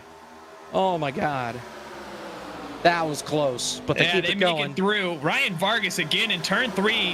When he came all the way down into the bottom lane, he almost had himself a moment and then trying to go back up and block the middle.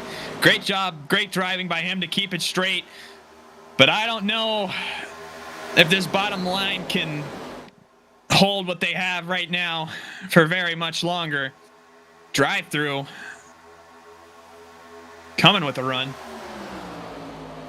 Yeah, he was able to fly it through the field because of the guys lifting for Travis, or for Gabe Wood's moment there coming off turn 4. So he was able to pick a couple of spots back up and get him back in toward position where he can fight for the lead again after getting involved in an earlier accident. 3 wide at the front, halfway at the start-finish line, 20 to go.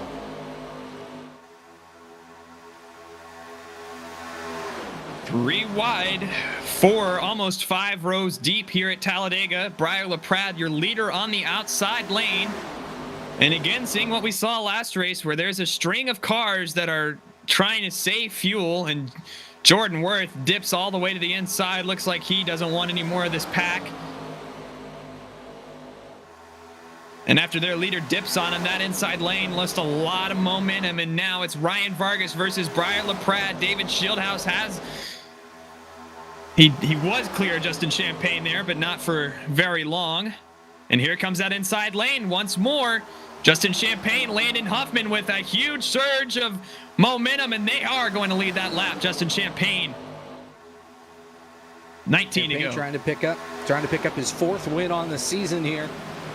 All 4 of them being at restrictor plate tracks. He swept the first round at Daytona, won the second race at the new Daytona. Trying to pick up win number 4 here tonight. That would be his 5th career core win, and he gets turned to the apron by Huffman, comes back up 4 wide, and they're going to hold on. I thought Champagne was going to come back up there and just junk the 75, but they keep it going, and Huffman, with pretty much no help, is looking for the lead. Yeah, just some masterful driving there from the 75 machine, but still 3 wide. Here comes Michael Cozy Jr. trying to make it 4 wide. He doesn't quite have the real estate underneath Moonhead. Brian LaPrade going to lead that lap with a lot of help from Michael Cozy Jr. and Travis Brown. Briar all the way down to the inside. They're 3-4 wide still going through turn 1 and 2. Yeah, McCandless stuck up toward the outside wall. Here comes Landon to the middle. Briar looking to block, and he does. He'll go to the high side now, and Briar lays off. And when he's not going to get in front of that 75, Champagne with a push from DT on the apron. 4 wide for second. Contact! Can they save it? Ryan Burton gets turned. Melillo hard in the wall. So is Cisco. Caution's out. These guys wrecking further in the back. We're checking up for the initial contact. Joey Stone's around. Caution number 4 in race number 2. And it started really with the contact between Briar and DT. It was checking up behind them where Ryan Burton got into the back of Cosman and got sideways as a result. We'll get a replay. And again, they had it sorted out up at the front.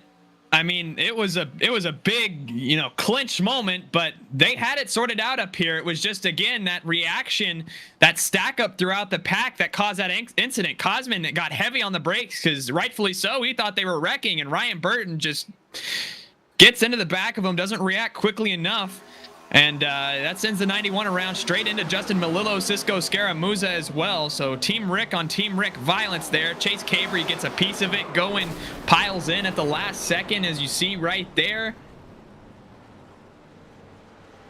Looked like the 24 just locked up the brakes there.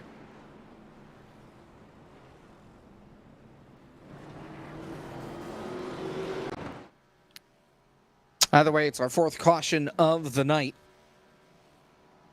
here from Talladega. While we have the time, I want to thank all of our partners here at FTFTGG. Before I forget, at the end of the broadcast again, Cody H Gaming, Swan Security, Naughty Wood at naughtywoodbarbecue.com. That dude named Dale, Gabe Wood, Team Rick, Ed Soundhead, and of course Simrat Market sponsoring the series and sponsoring the race here tonight from Talladega. A couple of cars making the trip onto pit road. Who do I want to talk to? Looking up at the front right now, we did talk to Ryan Vargas earlier, so I think we might want to talk to the guy who's been in control for most of this race. Let's get Landon Huffman up here. I could drag him, which I cannot. Should be able to. There we go, Landon Huffman, who is in control of this race thus far. How are we doing in that 75 machine? Hello, fellas. How are we doing? Doing good up here. We've been watching you throw around some blocks here tonight. Not afraid to really make moves, try to keep that car up front. How's it been feeling so far, lap 25? I'm probably going to cause another wreck, but that's okay. I still got a fast repair. I'm going to throw more blocks and try to make it entertaining because these ARCA cars on super speedways aren't all that fun. Gets kind of gridlocked. So if you don't force the issue, you kind of just ride. So I like forcing the issue. It makes it fun to watch. Yeah, fun to watch. It has been so far. You have a bunch of good guys here behind you. Justin Champagne, Breyer, Vargas, DT have all been kind of in the mix. What do you think that the key is to holding all of them off en route to hopefully a win for you here tonight? I'm not gonna lie. My number one goal, if I do wreck, is to make sure Moonhead is not in it so that he can win. Because Travis has never won a core race. So if I cause a giant wreck and Travis gets through it, just know it was calculated. Well, that's Landon Huffman, who is very clear about what he wants to do. Win or wreck trying here. So good luck to you. Hopefully we're talking to you here at the end. Thanks, guys. Wikipedia.org.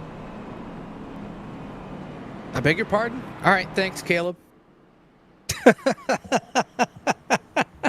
Huffman and Champagne here on the front rows. We get set to go for the restart, and our thanks to Landon as well. And, well, I guess we'll see what happens as we're getting set to go for the restart. Again, Huffman and Champagne on the front row. Then it's Breyer, Vargas, Harry Tiller, your top 5, as we go back to green here from Talladega in the Talladega Tussle. Green flag. 15 laps to go. Huffman with a nice jump on the bottom. Vargas trying to push that 38 up on the high side. His help from DT as well. And oh my, here comes Breyer onto the apron for the lead.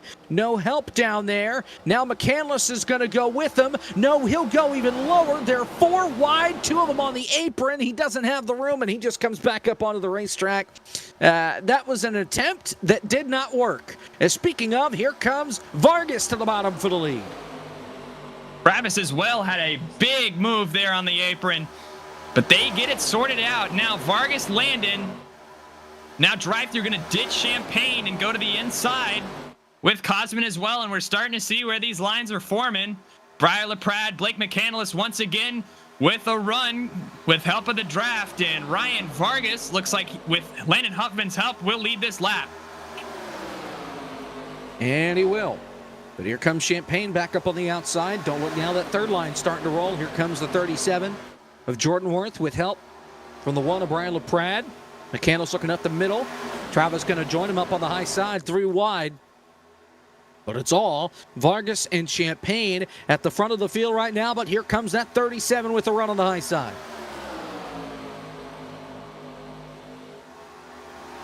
Jordan Worth, Brian LaPrade, Travis Brown all on the high side. Trying to make something work, but that run again, not very sustainable. And they are going to subside. Now, Justin Malillo, lap car on the apron. Yep. Ryan Vargas with a firm control on this race so far. And as Landon said on that interview, they do have a tendency to get gridlock. So I wonder if we'll see him, as he was saying, force the issue here, maybe put it on the apron to make it a show. And guys like drive-through Cosman got to be ready for that without potentially causing an accident. Here comes Blake McCandless all the way 4 wide on the inside. Frisch goes with him as well. And Frisch is not on the lead lap, I don't think. No, he is 1 lap down, and he gets into McCandless. McCandless saves it like he's McQueen. And he goes around, he loses the draft, but he keeps it in one piece off the corner. Yeah, McQueen or Kyle Busch, I can't tell. But all of a sudden, back up at the front, that has repercussions. Like, new leader up at the front, or at least he's going to try with help from Harry Tiller. It's Michael Cozy Jr. on the outside. He has help from Tiller, as previously mentioned. Justin Champagne, Jordan Worth is in line. Brian LaPrade potentially. Side by side here at Talladega for the lead. And that duo of Vargas and Landon is just so good. Yeah. Well, here comes Cisco, another lap car on the apron. He's out of the way. I think scared Vargas a little bit, but he does stay on the apron. As we're coming to 11 laps to go. And outside, just not as strong. Joey Stone trying to get a third line started with Sean Butler. We'll see if that goes anywhere. The 99 gets close at the start-finish line. He has the lead going to turn 1. That outside lane has just been a little too flaky for him to really take advantage of the momentum up there. Jordan Worth, Joey Stone, Sean Butler. I mean, Jordan Worth especially has been just dipping on these guys any second he gets, or any chance he gets, excuse me. And now he's going to use that momentum all the way up to the lead. Is he going to be clear of these 2 lanes on the inside? I don't think so. They're going to pull back alongside of him, and they're 3 wide for the lead off turn number 4.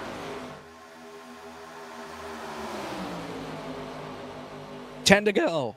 Whoa, that was brutal.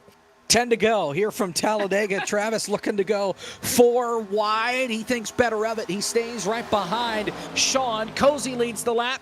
Champagne tried to go forward. That got shut down by the 69 of Harry Tiller. Happens to the best of us there, Jacob. That just tells me I need more water, that's all.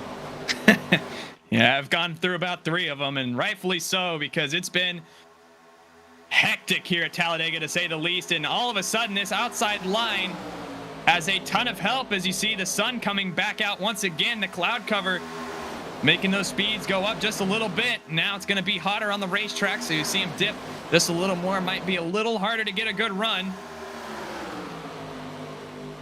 Jordan Worth. 9 to go.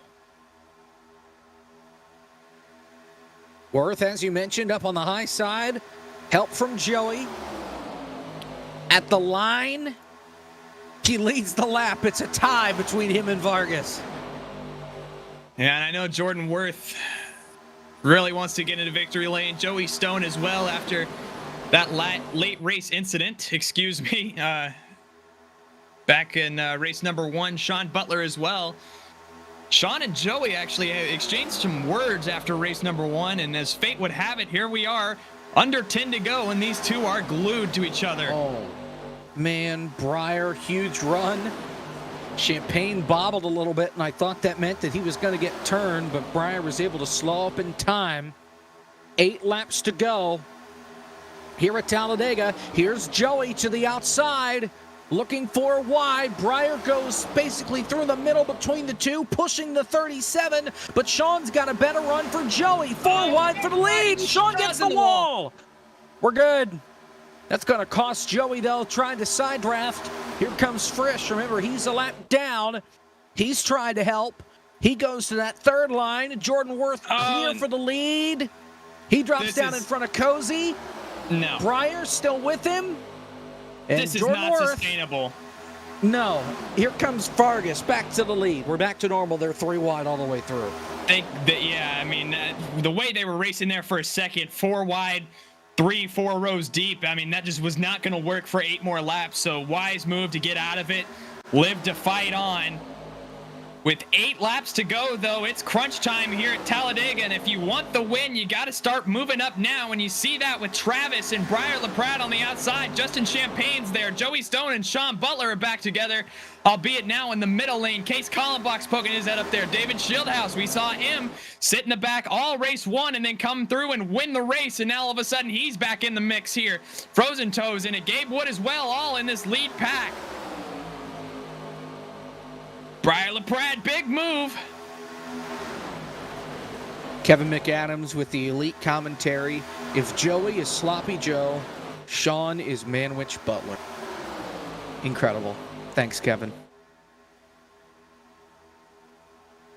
Here's Breyer, though, looking for the lead. Coming to 6 laps to go. Here from Talladega. Breyer with a firm grip right now over both of these lanes. The inside lane, though, has a huge run. Ryan Vargas, Landon Huffman, drive through Cosman, all now showing their faces on the inside of the outside lane with a huge run as well with Travis Brown, Justin Champagne. Lots of faces up here, all fighting for a winning core. Vargas still leading, coming to 5 laps to go. Breyer is in 2nd. You've got Travis up on the outside. He's in 3rd. Joey again trying to get that 4th line rolling with Sean. They're about up to Harry Tiller, and they've got a run going to turn number 1. Let's see if they can keep it out of the wall this time. They can. Will anybody try and jump up in front of them with 5 laps to go?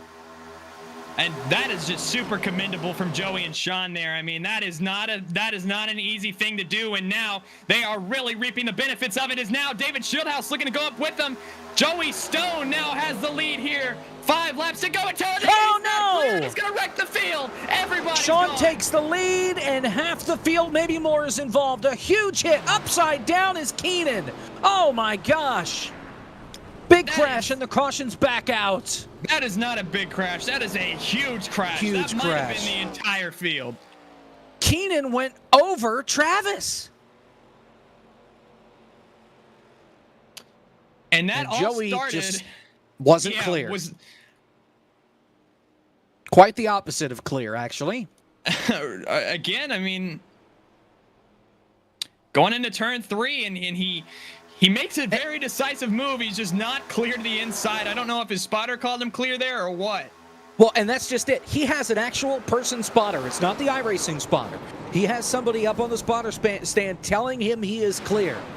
That spotter, well, might be in the hot seat after tonight. Yeah, and again, that was big. Whereas the iRacing spotter, it's cut and dry. I mean, there is a little bit of a judgment call. You might have just been like just the slightest misjudgment, and all of a sudden we have 20 plus cars that are junked.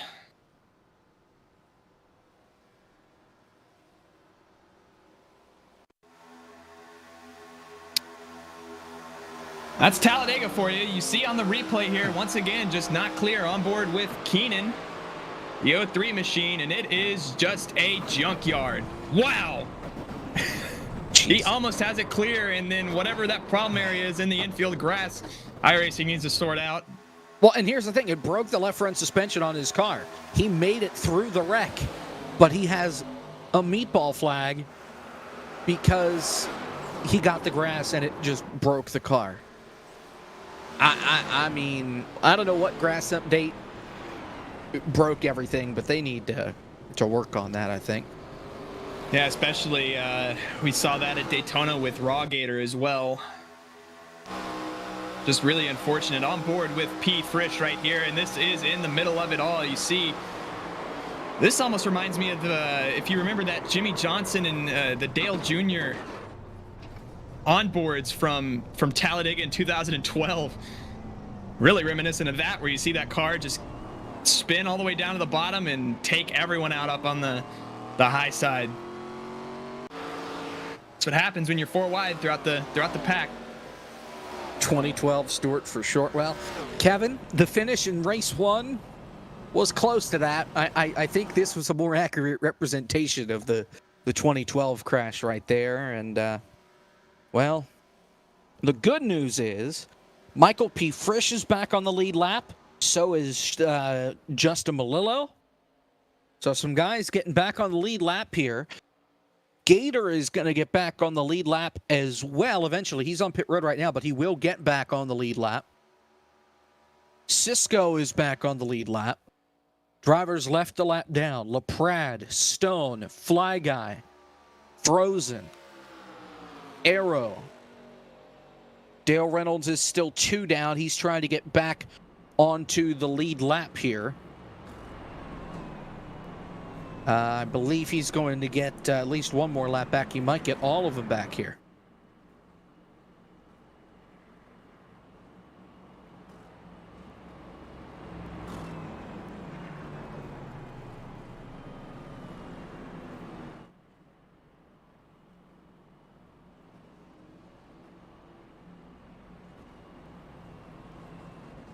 Well, that caution really throws a wrench into things here. We got 3 laps to go. I believe we should have a natural green-white checkered here. We'll see. Either way, Sean Butler with the lead. Ryan Vargas, Justin Champagne, David Shieldhouse, Landon Huffman. Oh, crap. You know what that means? We're going to overtime. Probably. We're getting one to green here with 2 to go. Ah. We're going back to overtime. Remember how this worked before. This again, huh? We get infinite attempts. If we can't make it back to the white flag and they crash, we do it all over again. It took us, I think, 4 attempts in race 1. We'll see how many it takes us here in race number 2, but you still have a lot of heavy hitters that are down a lap, including Breyer, who is trying to end the skid. He finished 5th. That's his worst finish on the year. Well, he's right now 27th, 1 lap down. He's trying to get back on the lead lap, but I'm not sure he's going to be able to do that right now. Fly Guy is a good ways behind the pack. And Breyer's some 6 seconds behind Fly Guy. So I don't think they're going to get back onto the lead lap here. As here comes Fly Guy now. Got to keep the high side clear. Keep the high side clear. Okay, they'll make it. They'll get back on the lead lap, but I don't think they'll make it back to the pack before the restart here, especially if Sean doesn't get out of the way. Jesus. Keep the high side clear for lappers, Sean. I get you're the leader, but come on. Yeah, Sean might be the one saying sorry for a change soon. Yep. Joey looks like he's going to be out of this race. Still on the pits getting service to his car. He already used his fast repair. Same with Frozen right now. Both of them towed their cars back to the pit lane. So it looks like they're going to be finishing in the 30th and 29th positions here. Everybody else is rolling, and right now everybody else on the racetrack is on the lead lap. Don't think everybody's going to get back to the pack, though. Fly Guy's still some 12 seconds back, so if they get there, they're going to be coming in hot. Pace car is in. Sean and Vargas on the front row here at Talladega. 2 laps to settle it. Oh, man, they are stacking up before we even get the green flag. We're going. We're racing. Green flag. If they get the white flag, this race is official. If they crash before then, we'll do this song and dance all over again. Good launch from Sean. Justin Champagne doesn't want to have it, though. He's going to dip down in front of Ryan Vargas. Great move by Champagne because now he controls the bottom lane. Landon Huffman, Travis Brown fanning out just a little bit on the backstretch here. David Shieldhouse falls into line as well. So does Travis. Looking on track. Case Hollenbach's going to get turned. I don't think that's going to bring out a caution, though. Nope, single car. He was trying to block Cadell on the apron and instead paid the ultimate price by hitting the inside wall. Into turn number 3. Sean is out in front. We've seen this movie before. Justin Champagne on the bottom.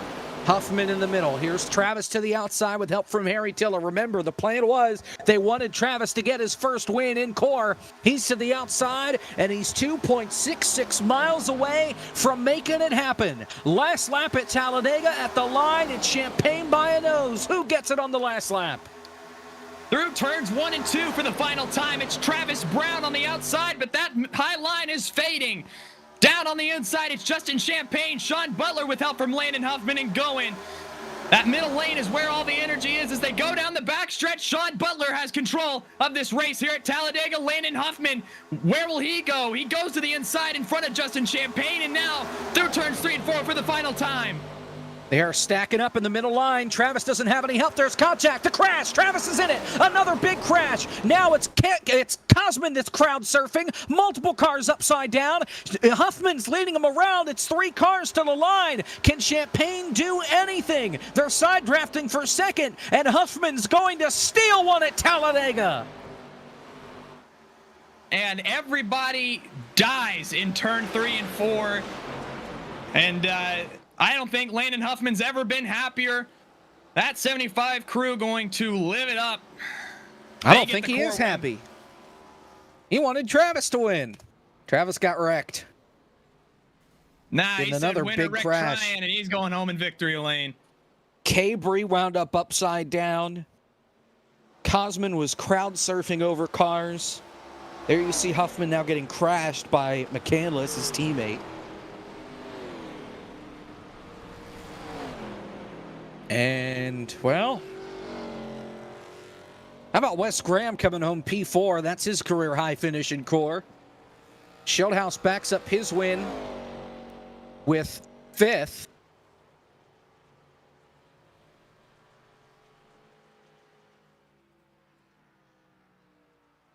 And, oh, man, let's get a replay last lap.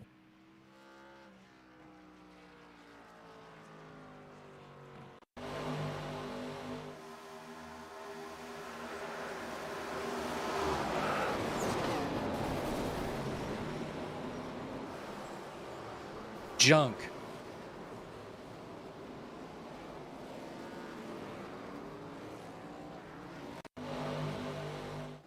Another angle, and it looks like they all just stack up there, and Vargas gets hooked. Looks like that's the big one there. Oh.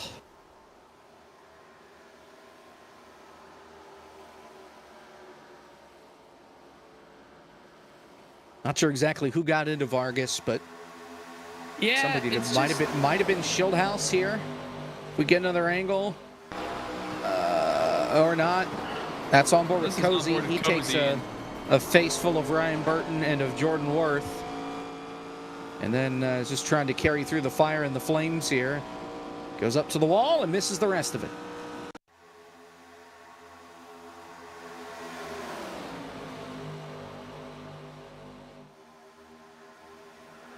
Oh, I see. He gets hit by Cosman. And that's what turns him around. And a big old pile of drivers. Well, time now for the finishing interviews brought to you by that dude named Dale, Classic NASCAR Gaming, done right. Landon Huffman, your race winner from Talladega, and I know you didn't get the win for Travis that you wanted him to get, but a win for you, I'm sure, has to be just as nice. Suck it! I'm just kidding. Travis got wrecked. Damn it! That was fun. Justin Champagne pushed me there at the end, so that was pretty big. I know I probably wouldn't have won from that move if the wreck wouldn't have happened off of force. So that kind of worked out for me, but that was fun. Kind of shuffled there at the end. I never lifted. I was pushing Sean with everything I had, but I felt like if I didn't get down, I wasn't going to have a shot. So glad we can make it happen. Hopefully it was fun to watch. It certainly was. And let's look ahead here because obviously next week is the All-Star race. You were already locked into it with the win from North Wilkesboro last season. So this extra win at this point for a possible run at the championship, looking at your results from this season, yeah, you missed a race at Daytona, but 2 top 5s, 4 top 10s, and a win certainly it could be a spoiler as far as breaking into the top 5. We'll see. I'll probably wreck a lot more as the season goes. I usually do. If we go to a short track, I'll be pretty good there. Do we go to Wilkesboro? I think we got another short track somewhere. Yep, Wilkesboro is the last one, or not the last one, but that's in 3 weeks. The All-Star race next week, then we go to Watkins Glen, then Wilkesboro, and then we ended at Atlanta. That'll be fun. These ARCA cars are fun when we go to those other tracks. So there's a lot of super speedway racing in Core, which makes it tough. There's some people that are really good at it. I'm not one of them. So I kind of got lucky tonight, but my other finishes on the super speedways pretty much tell you the type of super speedway iRacing driver I am. So I had a lot of fun. I appreciate you guys putting on the broadcast. This is a fun league. I don't run very many leagues anymore, but between Moon Car and this league, I enjoy it. So I appreciate you guys for doing what you do. Well, glad you find the time to at least join us once a week. And Landon, congratulations on the win, and we'll see you next week from the All-Star race at Charlotte. Thanks, guys. That's Landon Huffman, your race winner tonight. And now time for the hashtag Sorry Sean moment of the race with Sean and Caleb. Don Butler, we didn't see the cards exactly fall your way in race number 1, but here in race number 2, you come home with a P3 finish. What was different for you in the number 32? I think I was not at the front as often as I needed to be in the second race. I was kind of wanted to hang in the back for a bit, race 2, just kind of see how the cards played out, and it worked. I guess that's the kind of strategy. I feel bad for Joey there at the end. We were hauling on the top there, and I got a little overzealous on the radio, and I said, Joey, if you got to take it. And apparently I was watching a stream, and I apparently drowned out Justin Mons' spotter there, I guess, and he thought it was clear, and he just kind of wasn't, and he made the move, and it didn't work out. So I'll take partial blame for that. Just kind of get a little too excited there. I wanted to push him to the lead so we can get to the middle and maybe win the race there. Just didn't quite work out. I tried to control the restart there, chose the middle, and just kind of stay there and hope for the best. And they all wrecked behind us, and Landon made the made the right move and got to the bottom, and he had the help with Justin, so I did all I could. I probably kind of impeded Justin a little bit by kind of side drafting him, maybe cost him a chance of getting the win. But overall, I'm just glad to rebound for the first race and get a podium on here, and I will take it. I guess it's been a rough couple of days for those of you watching special events on FTF, but glad to finally finish one. Yeah, and looking forward to these next few weeks. So we have an off week in terms of points next week. It's the All-Star race with the Radicals, always a fan favorite. And then looking on, we have Watkins Glen, Wilkesboro, and then Atlanta to close out the season. How do you feel about that gauntlet of racetracks for your 32 machine? I'm sure Jacob Hitz is thrilled with the Radicals coming up, so he's going to be excited for that. But I mean, I'm kind of meh for this. I mean, I'm okay at Watkins Glen, but they're definitely better drivers than me there. North Wilkesboro, it's probably going to be Michael Frisch and Cozy fighting for the win in that. Maybe Blake getting up there for the win there. I probably got something for him in Atlanta. Atlanta's one of my better tracks on here, so that might be the next race I'm in contention for. But I don't know, just going to try to keep it clean there. I've had a couple weeks where there were a couple wrecks here and there, a couple of my doings, so I'm trying to learn from that and keep the momentum going after this. And finishing at Talladega is a good thing. It's a good start, and I'm just gonna take the off week, recompose, and move on to the next few races, and we'll go from there. All right. Well, congratulations on a podium finish here tonight. Race number 2 at Talladega. That's Sean Butler, driver the number 32. He finishes 3rd here tonight, Jacob. And again, that's our finishing interviews brought to you by that dude named Dale, Classic NASCAR Gaming, done right. So, we're already halfway through the season. 3 races to go, plus the All-Star race next week from Charlotte. There you see the points after tonight. Cabri no longer on top. Justin Champagne back atop the point standings. Then it's Cabri, Schildhouse, Frisch, going. Landon Huffman sits 10th in points with his win tonight, and Schildhouse, his win puts him within striking distance, just 11 points back of the championship leader in Champaign. Yeah, this is coming down to the wire, a super fun battle. Justin Champagne has had a fantastic season, and he retakes the points lead here from Knight from Chase Cabri. David Schildhouse, great round from him. Michael P. Frisch as well, going in the top 5. A great season for him so far. Looking forward to the next few weeks. It'll be a ton of fun, a very fun race here from Talladega as well. Just have to wait and see what happens. Nonetheless, want to thank all of our sponsors one more time. FTF.GG, Cody H Gaming, Swan Security, Naughty Wood at NaughtyWoodBarbecue.com, that dude named Dale, Gabe Wood, Team Rick, Ed Soundhead, and of course, SimRap Market for sponsoring the series. For Zach Johnson, our producer, for Ben Easterday running the show, for Caleb Hoffman alongside me, I'm Jacob Pitts. Thank you so much for watching. We'll see you next week from Charlotte and the Radicals for the All-Star race. See you then.